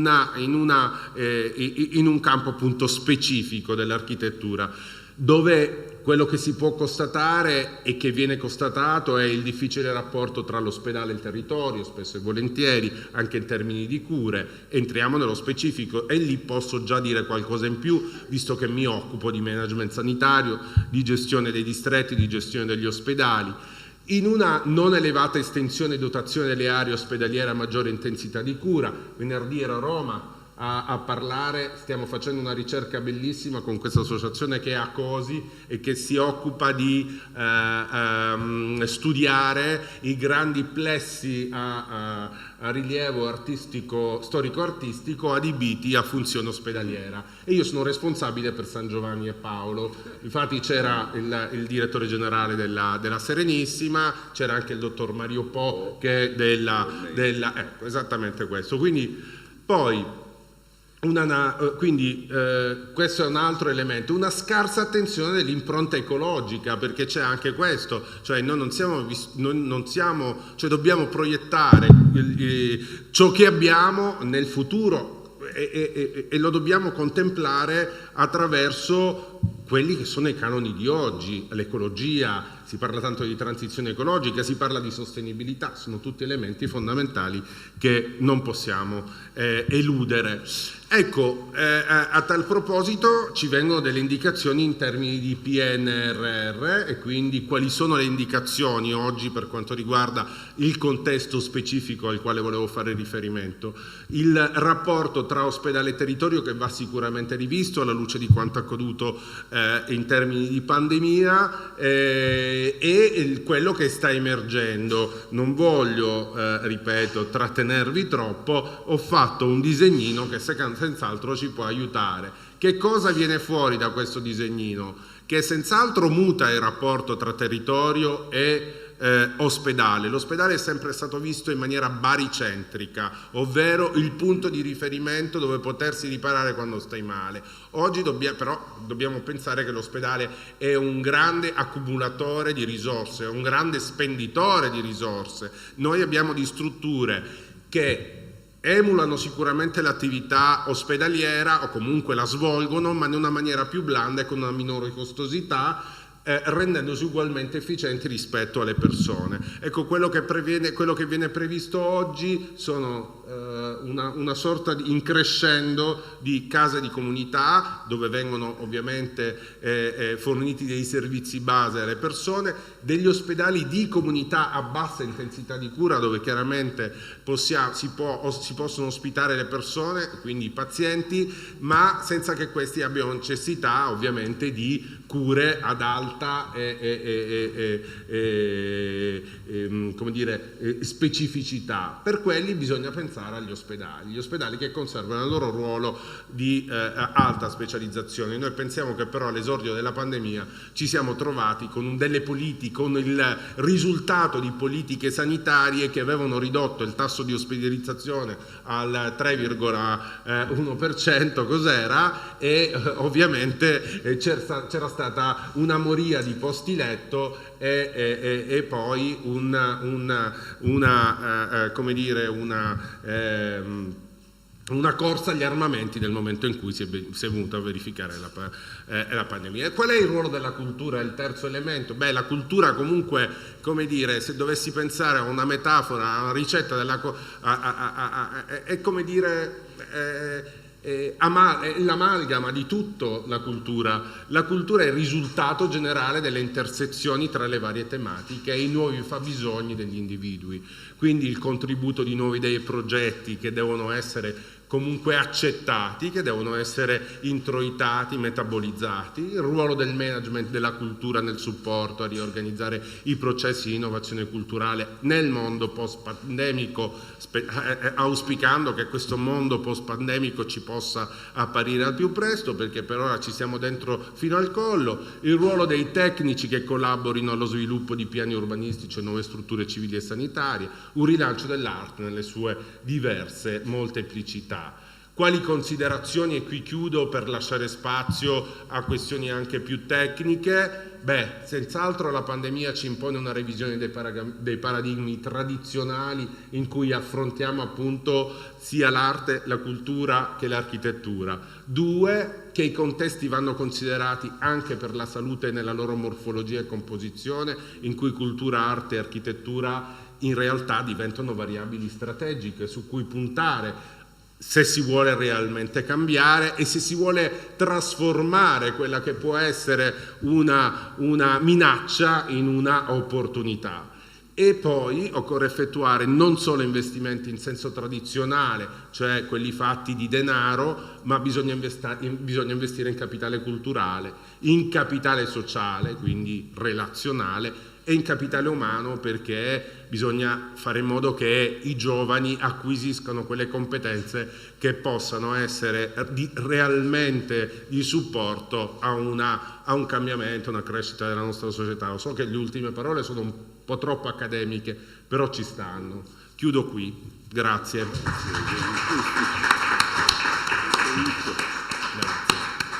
Troppi stimoli, tantissimi stimoli, abbiamo tutti il nostro compito per casa, se ho ben capito, noi operatori a diverso titolo in questo settore. Comunque sull'architettura, bene, e quindi il testé evocato ingegner Paolo Fattori, io lo ringrazio particolarmente per essere intervenuto, perché leggo solo 2 note biografiche e capirete lo spessore della persona. Attualmente è direttore della direzione edilizia ospedaliera a finalità collettiva della Regione Veneto. Significa valorizzazione del patrimonio immobiliare sanitario, sociosanitario e sociale attraverso ristrutturazioni, adeguamento normativo e funzionale, gestione operativa dei programmi di investimento in edilizia sanitaria e grandi apparecchiature, tutti avevano problemini di grandi apparecchiature da finanziare, noi altri, ed individuazione degli strumenti gestionali più adeguati, gestione dei processi finalizzati alla stipula dell'accordo di programma tra Regione e i ministeri competenti, gestione dei processi di finanziamento degli interventi in edilizia sociosanitaria, poi componenti di commissione regionale e il gruppo di lavoro per l'attuazione del programma nazionale di prevenzione sismica delle strutture sanitarie. Non ti manca nulla.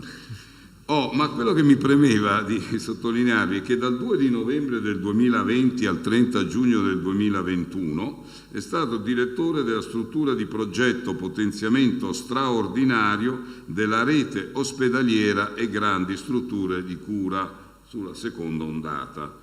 Quindi il direttore della struttura aveva l'obiettivo di coordinare e realizzare il potenziamento straordinario della rete ospedaliera, contrastare e contenere la pandemia Covid-19 in qualità di componente della Task Force Regione Veneto, coordinatore della logistica necessaria all'attrezzamento dei posti di terapia intensiva e semi-intensiva della Regione Veneto, testé evocati, supporto tecnico al coordinatore perfino delle microbiologie del Veneto, per potenziamento rete laboratori e ottimizzazione del sistema di screening con tamponi molecolari e antigenici. Credo che questo qui ci sia dentro tutto quello di cui stiamo parlando in questo Paese e in questo momento. Io come AIL poi tra l'altro ci interfacciamo anche a livello di finanziamenti, oltre che di funzioni. Quindi, allora, carissimo Paolo, grazie ancora per il tuo intervento. Ti ringrazio dopo, giusto? Sì, facciamo partire. Sì, come ha detto giustamente, io di solito mi occupo fondamentalmente di investimenti nelle strutture ospedaliere. Mi occupo di approvare, autorizzare e monitorare la realizzazione degli ospedali, nuovi ospedali. Durante la pandemia c'era bisogno di un'attività di logistica, perché la situazione è stata gestita in modo forte, in modo centralizzato dalla Regione, in modo che la Regione Veneto, le varie aziende sanitarie lavorassero in modo uniforme in tutta la Regione, e quindi lì mi sono occupato, partendo dal potenziamento dei posti di terapia intensiva al potenziamento delle microbiologie, quindi col dottor Rigoli, alla fornitura e distribuzione di dispositivi di protezione individuale, a tutte quelle attività che poi tramite Azienda Zero riuscivamo a fare. Questa presentazione qua fa un po' un esame di come sono le nostre strutture ospedaliere, da dove nascono e quali saranno dei possibili sviluppi, perché anch'io non vedo l'ora di uscire dalla pandemia e di non dover più parlare di vaccini. Comunque vi dico che so tutti i vaccini che vengono fatti, terze dose, quant'altro, ho già fatto la terza dose e non vedo l'ora di uscirne per mettermi a lavorare su altre cose, tra cui il potenziamento. Quindi la pandemia. Allora, questa è l'infrastruttura ospedaliera in Veneto. L'infrastruttura ospedaliera in Veneto è composta da 3 macro tipologie di ospedali: gli hub, che sono gli ospedali di maggior specializzazione e di maggior rilevanza dal punto di vista sanitario, che sono 5 più 2, che sono le province. In più abbiamo anche un hub oncologico che è lo IOV, e poi abbiamo 18 spoke che possono essere su una sede piuttosto che 2 sedi.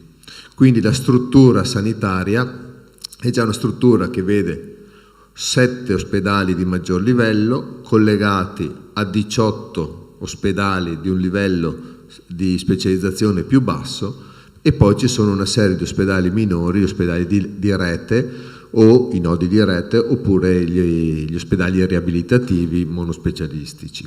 Ma come si sviluppa una struttura sanitaria? Allora, nel 1900 la forma tipica di una struttura ospedaliera era a padiglioni, quindi erano edifici fondamentalmente monospecialistici, diagnosi, degenza, servizi tutti aggregati nel stesso padiglione, l'assistenza era concentrata e isolata.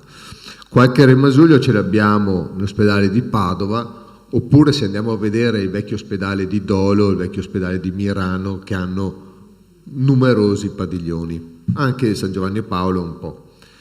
Dopodiché come c'è stata? C'è stata l'evoluzione, l'edilizia cerca di efficientare i processi, quindi si è andati verso il monoblocco, verso il corpo triplo. Il corpo triplo vuol dire ala di degenze, corridoio, ala per i servizi. Il monoblocco quindi si è poi sviluppato con la piastra, ha iniziato anche questo a svilupparsi e a ottimizzare la sua funzione, e quindi una piastra grossa per servizi generali e poi sempre la torre. Questo permetteva di recuperare efficienza perché iniziava a farsi sempre più importante la risorsa più importante, che è la risorsa umana.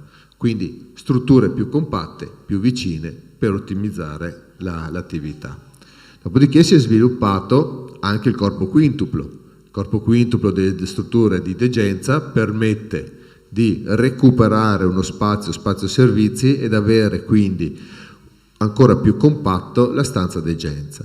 Dopodiché si è sviluppata anche una nuova modalità di organizzazione ospedaliera per intensità di cure. Una volta tutti avevano il proprio blocco operatorio, la propria terapia intensiva, adesso la terapia intensiva diventa comune a più unità, il blocco operatorio diventa comune a più unità. Tutto questo nell'ottica di aumentare l'efficienza di una struttura sanitaria. Una struttura sanitaria è una fabbrica che genera attività sanitaria, e quindi si lavora in modo, tenete presente che il bilancio della sanità del Veneto sono 10 miliardi che va continuamente cercato il modo di ottimizzare, efficientare. Negli anni 2000 si è sviluppato poi un nuovo tipologia, un nuovo pensiero dell'ospedale, un ospedale più integrato con la collettività, quindi una struttura permeabile integrata con l'esterno. Le attività diurno e ricovero erano comunque aggregate con ingresso comune, con una piazza. Abbiamo iniziato a fare i negozi all'interno degli ospedali, quindi la Main Street, i negozi. Abbiamo avuto anche lo sviluppo dei primi project financing qui nel Veneto, in cui all'inizio c'erano proprio dei negozi, delle attività commerciali al piano terra, che quindi aumentavano l'umanizzazione di questa struttura, e quindi abbiamo delle buone rappresentazioni. Vedete che, per dire, l'ospedale di Mestre, che conoscete molto bene, quindi la piazza d'ingresso, dove poi l'attività diurna è sviluppata nei primi piani e poi invece quella di ricovero si sviluppa nei piani successivi, e così anche Schiavonia. Vedete che anche Schiavonia ha una hall molto grande d'ingresso con dei negozi, e quindi questa nuova filosofia dell'ospedale. Poi è arrivata la pandemia. Qui vedete le prime 3 ondate, speriamo che la quarta ondata se ne stia bassa. Qui vediamo l'andamento dei contagi e l'occupazione delle terapie intensive. La fase 1 dell'emergenza ha richiesto, quindi parliamo di marzo, un incremento subito della capacità di ricovero delle terapie intensive, lo sviluppo delle terapie semi-intensive, che dal punto di vista strutturale non erano mai state ben definite, lo sviluppo di degenze, lo sviluppo di post-degenze acute, e poi anche il potenziamento della capacità dei laboratori di microbiologia per la diagnostica molecolare. Sono attività di quali ci siamo un po' occupati, in cui vediamo che, per dire, il piano di emergenza di marzo 2020, appunto, terapia intensiva nel Veneto avevamo 494 posti letto. Abbiamo aggiunto 330 posti letto, siamo arrivati a 825. La semi-intensiva respiratoria avevamo 85 posti letto, ne abbiamo aggiunti 298, siamo arrivati a 383. Abbiamo individuato 1777 posti in malattie infettive. Abbiamo individuato ex ospedali, quindi siamo andati a prendere ex ospedali per la degenza post-acuta, che quindi siamo andati a riattivare in via precauzionale ex ospedali perché non si sapeva dove si va a finire, e anche perché queste attività qua o vi è la programmazione e si avviano oppure si subiscono. A marzo, adesso i ventilatori li troviamo ovunque, a marzo ventilatori non li trovavamo. Quando qualcuno dice ma perché comprate i ventilatori, perché tenete attrezzati queste cose? Perché se non vi è programmazione, i lavori, le forniture non si inventano, e quindi questa attività qua è stata fatta in pochissimo tempo, quando vedevamo la crescita, e adesso andiamo a vederla. Poi c'era la differenziazione dei percorsi, e qui bisognava decidere o fare strutture esterne nuove, come hanno fatto alcune regioni, oppure stressare le nostre strutture sanitarie per ricercarle all'interno. Noi abbiamo fatto questa seconda scelta, quindi sono stati ricercati posti letto aggiuntivi all'interno dei posti letto esistenti, e qui vediamo una terapia intensiva esistente. Si è andati a convertire alcune stanze, perché i ventilatori li troviamo, ma la risorsa più importante è quella umana. Aver fatto una struttura fuori vuol dire aver cercato anche soggetti che andavano a parlare fuori, e questo ci ha permesso, abbiamo riconvertito le nostre strutture e abbiamo lavorato. Sono stati definiti nel dettaglio gli elementi fondamentali di attrezzamento dei posti di terapia intensiva e semi-intensiva, quindi tutte cose che ormai le conosciamo tutti, perché dalla mattina alla sera sappiamo che si parla di ventilatore, sappiamo che si parla di monitor, sappiamo che si parla di pompe siringhe, sappiamo che si parla di questi elementi, e questi elementi li abbiamo cercati e abbiamo attrezzati. Cosa ha permesso questo? Questo, vedete il grafico di come la linea rossa sono i ricoverati Covid, le linee gialle, blu e verdi sono i posti letto attrezzati pubblici, perché poi a questi dobbiamo sommare i privati, che crescevano man mano che mi arrivavano le forniture, quindi i posti letto che attivavamo. Quindi vedete qui che abbiamo un buon margine, però dovete tenere presente che oltre ai malati Covid ci sono circa 200 posti che vanno riservati per tutta l'attività ordinaria, cioè quando uno fa un incidente, quando gli arriva un ictus. Quindi noi abbiamo un pacchetto di circa, su 490 posti, 200 sempre adesso a disposizione per l'attività ordinaria. Quindi se non avessimo fatto l'attività di potenziamento che è stata fatta, probabilmente a qualcuno non avrebbe avuto la possibilità di avere le cure che invece siamo riusciti a garantire a tutti. Un altro elemento che però ha fatto vedere il Covid è stato che di fatto gli ospedali sono stati chiusi.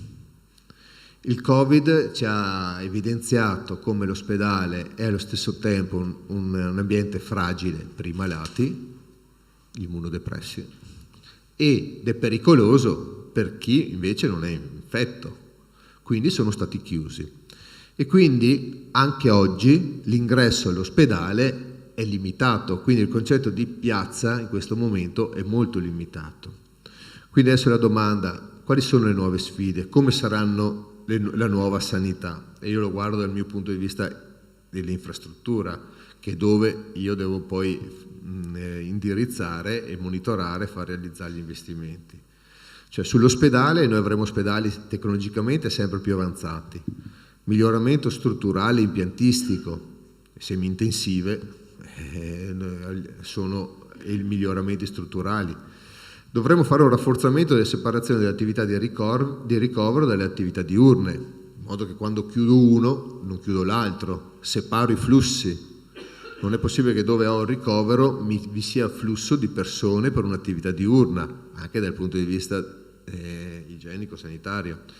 Ricerca di sempre maggior flessibilità della struttura, e qui ci confrontiamo con gli architetti, con gli ingegneri, perché il flessibile di una struttura in calcestruzzo armato è difficile da dire, però l'ospedale si sta avvicinando sempre più a una macchina che non a un fabbricato.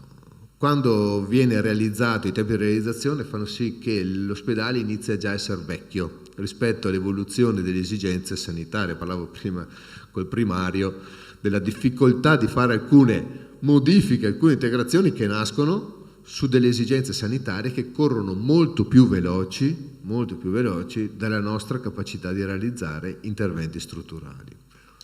Ricerca di sempre maggior quindi flessibilità, connessione e digitalizzazione della struttura.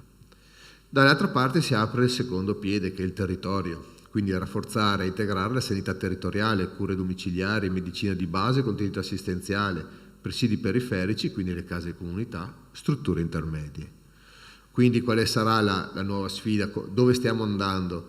Stiamo andando con un ospedale per acuti, che abbiamo già noi 3 posti ogni 1000 abitanti, un ospedale post-acuti, questa figura che è l'ospedale di comunità, questa nuova figura che sta entrando che è la casa della comunità, che sarà di collegamento con il domicilio e con i centri per anziani.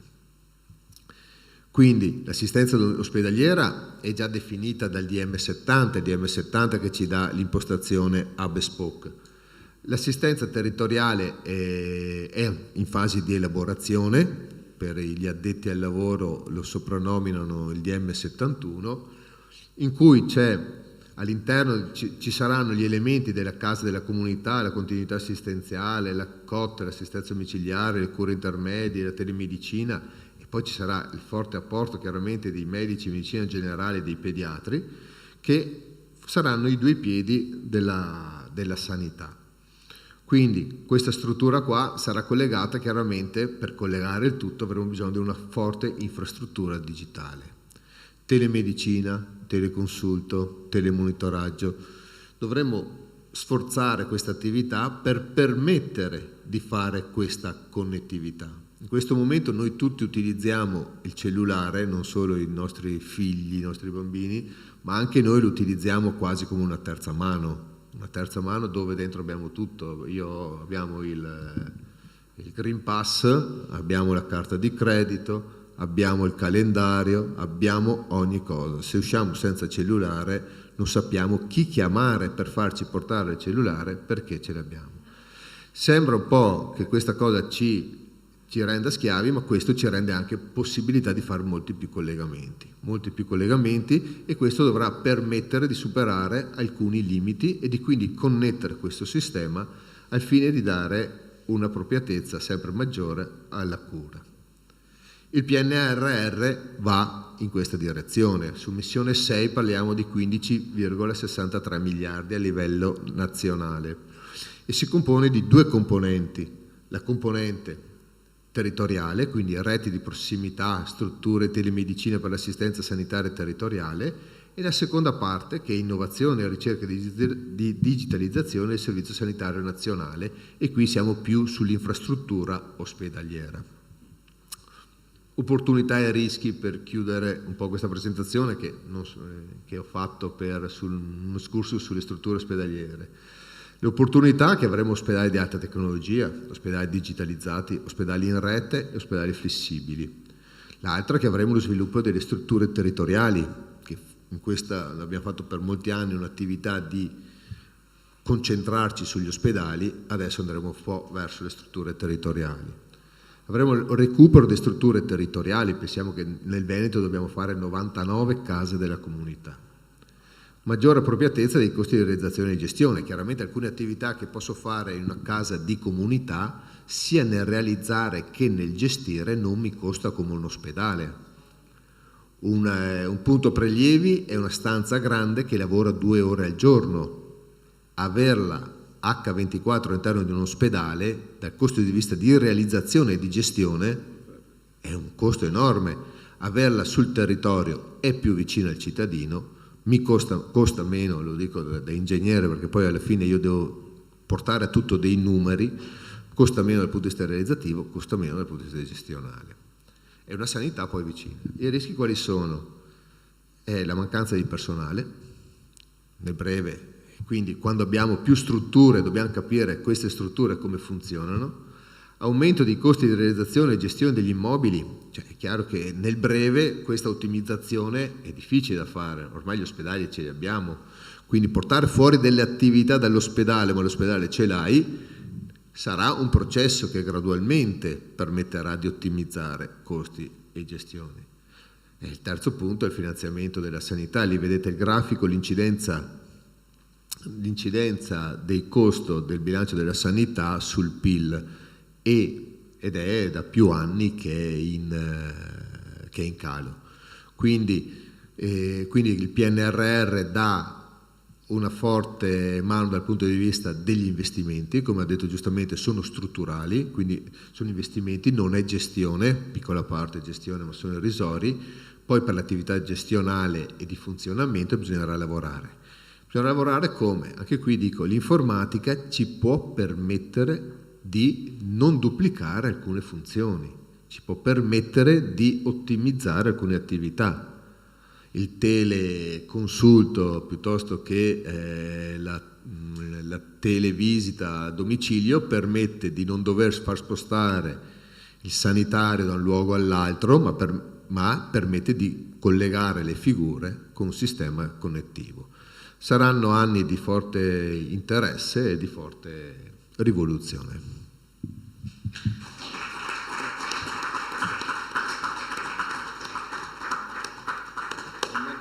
Fede alle promesse, devo dire, effettivamente, grazie e al lavoro.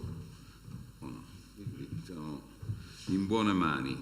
Caro Renato, è giunto la tua ora, nel senso, detta così, cioè sappiamo perché sulle frontiere più avanzate, esattamente, adesso qui la nostra storia di AIL Venezia si salda con quella della divisione di ematologia, che dopo anni di incertezze, di iter tra vari ospedali, tutto il resto eccetera, siamo arrivati invece ad avere un coordinamento, diciamo così, certo, in quanto la struttura della ematologia, che è all'ospedale dell'Angelo prevalentemente, c'è anche un day hospital all'ospedale Santi Giovanni e Paolo qui di Venezia, è un'eccellenza, non perché lo dica io, ma riconosciuta nazionalmente e internazionalmente. Stavo guardando qui nella fattispecie, protocolli terapeutici attivi sono 30, va bene, adesso questi per dire.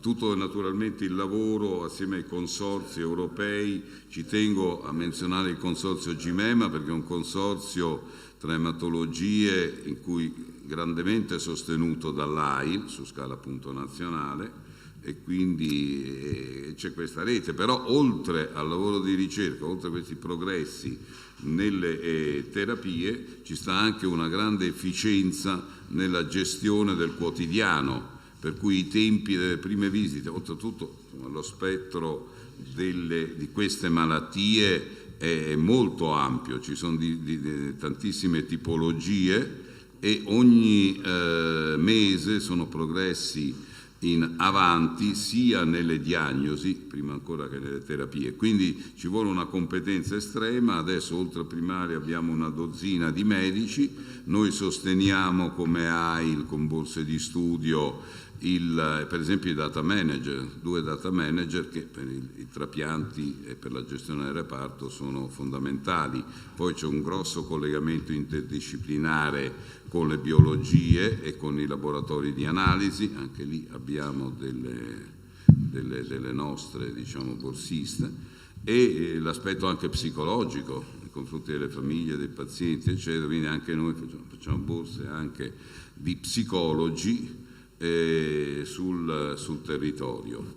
E poi ci stanno tutte le attrezzature. A livello di pubblicazioni scientifiche, vabbè, la bibliografia di Renato Bassan dura alcune pagine, per cui, però anche noi che sosteniamo rispetto a editori di questo tipo, e le pubblicazioni scientifiche da tutto il mondo vengono, sosteniamo, cioè gli abbonamenti, gli acquisto di pubblicazioni scientifiche sia cartacee che online, è un altro dei nostri obiettivi.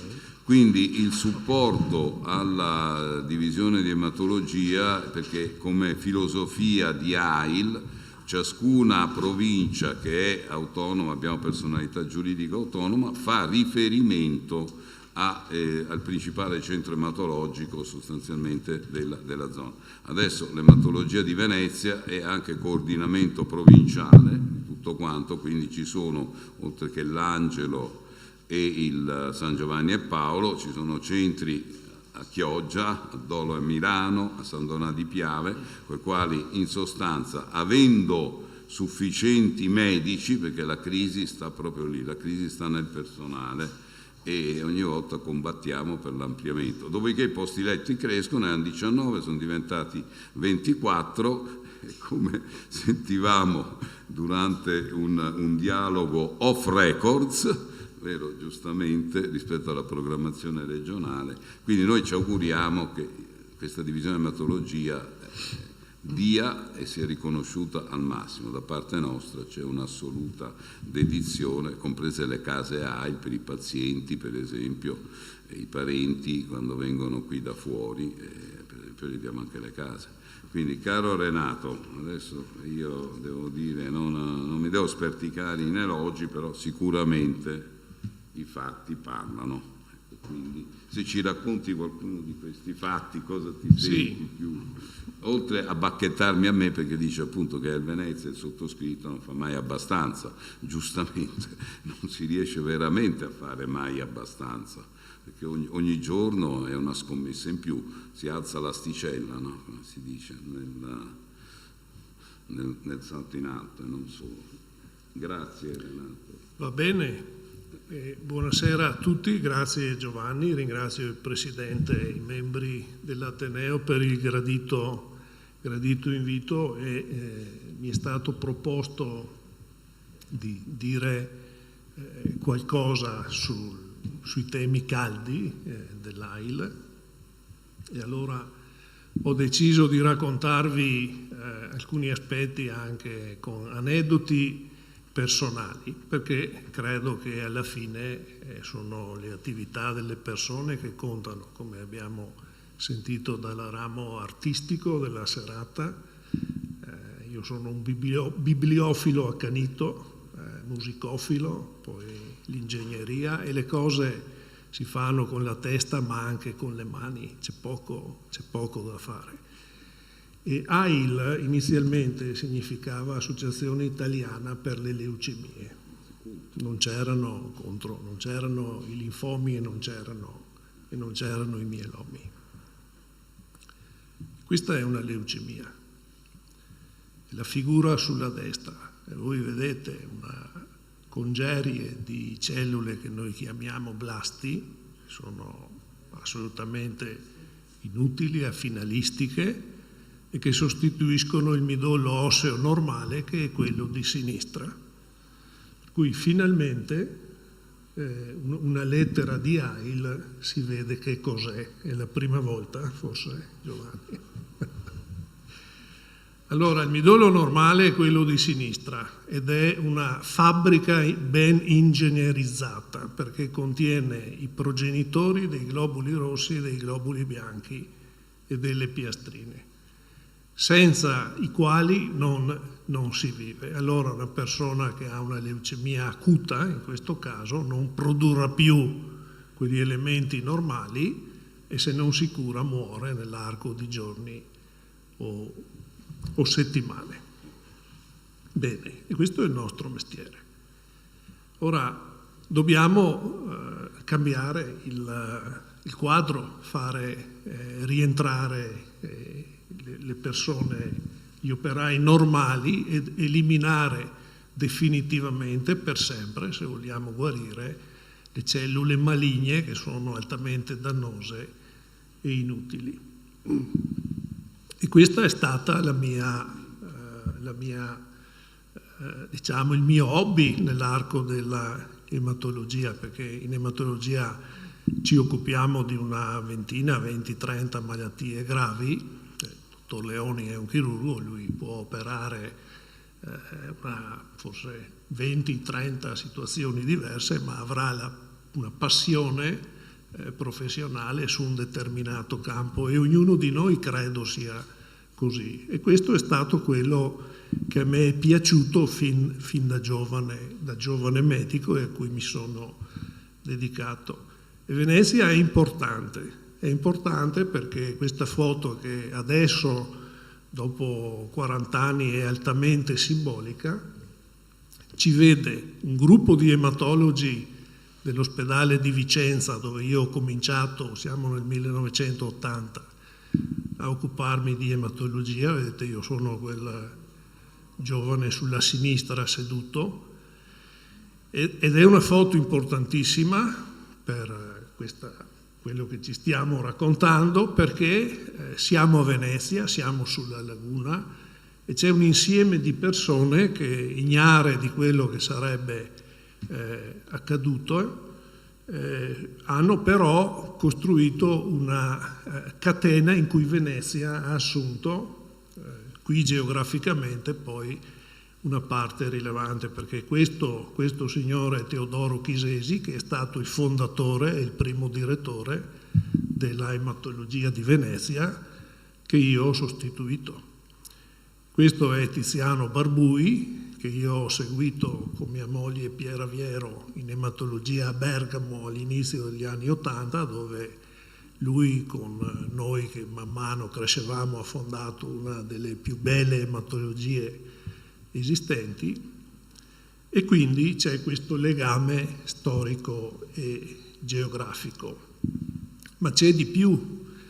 Nel dicembre del 1979 Tiziano Barbui, era un'epoca in cui le leucemie acute, una persona, un adulto che si ammalava di questa malattia aveva davanti 6 mesi di sopravvivenza, e c'era scarso interesse, perché anche sull'aspetto scientifico tu ti occupi di leucemie acute, ma a chi interessa? Muoiono tutti, non combinerai mai niente nella vita. Era questo l'atteggiamento degli ematologi standard nei riguardi di queste malattie. Ma Tiziano, che era ed è una persona di una intelligenza estrema, conosceva Gio Simone, che all'epoca era uno dei medici leader nella terapia della leucemia acuta linfoblastica del bambino, la malattia prototipica, perché poi quello che capita ai bambini è tragedia nella tragedia.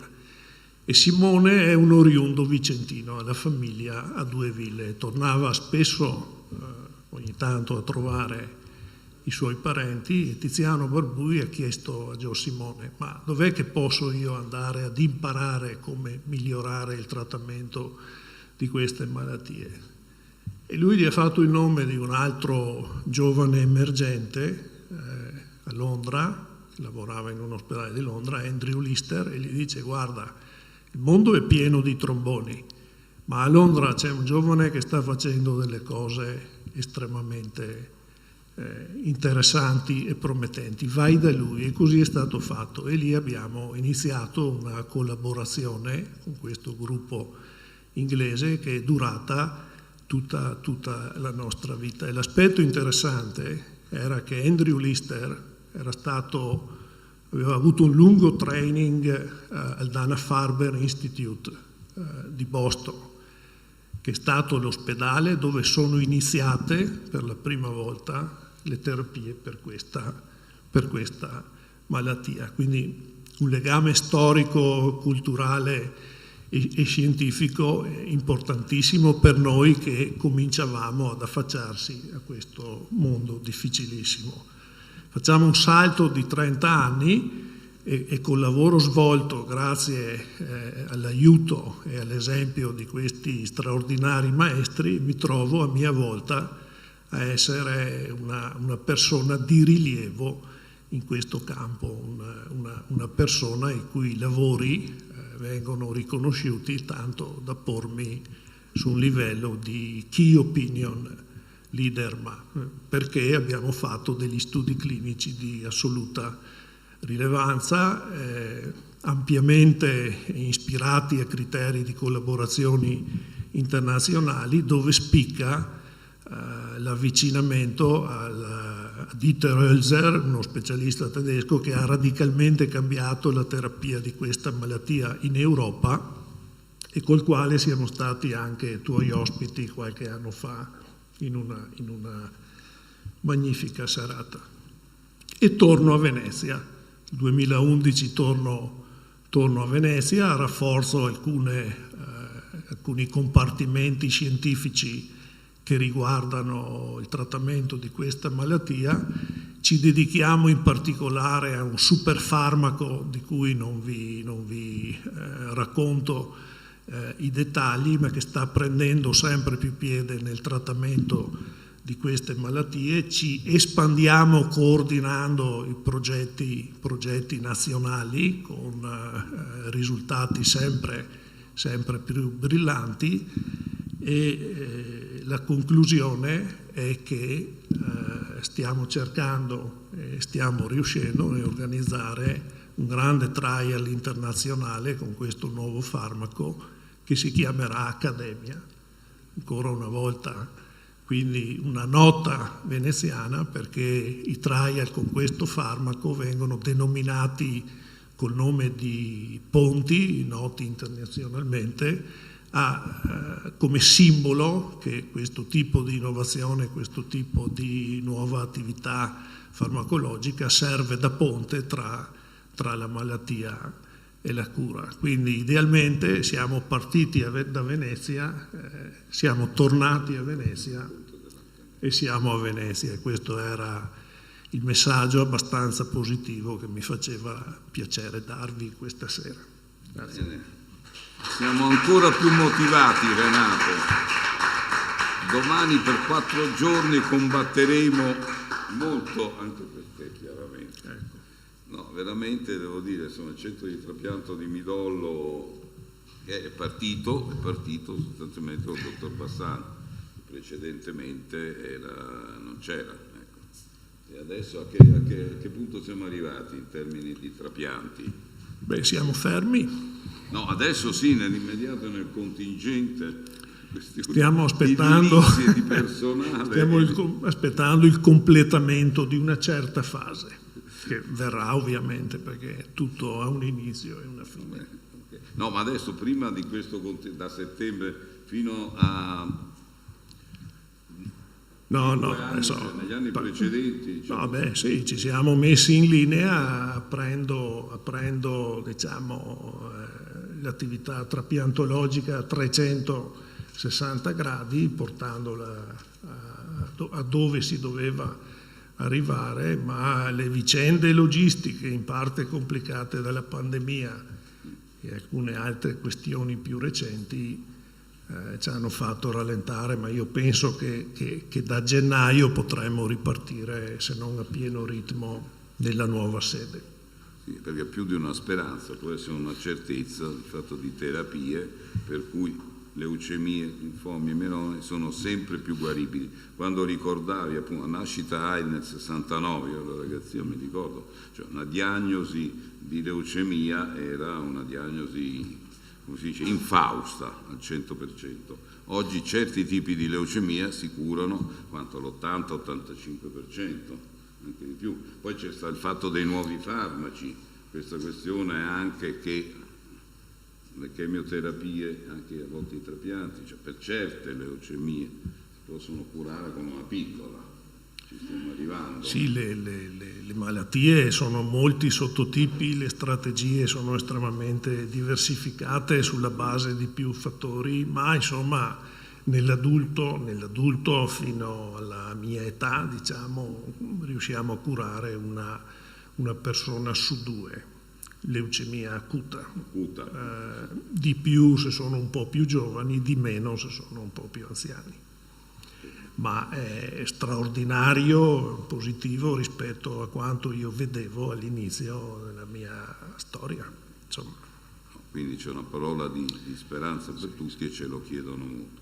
Questo ci motiva e diciamo fino a quando anche l'ultimo non ce l'avrà fatta avremo delle ottime motivazioni per continuare a combattere.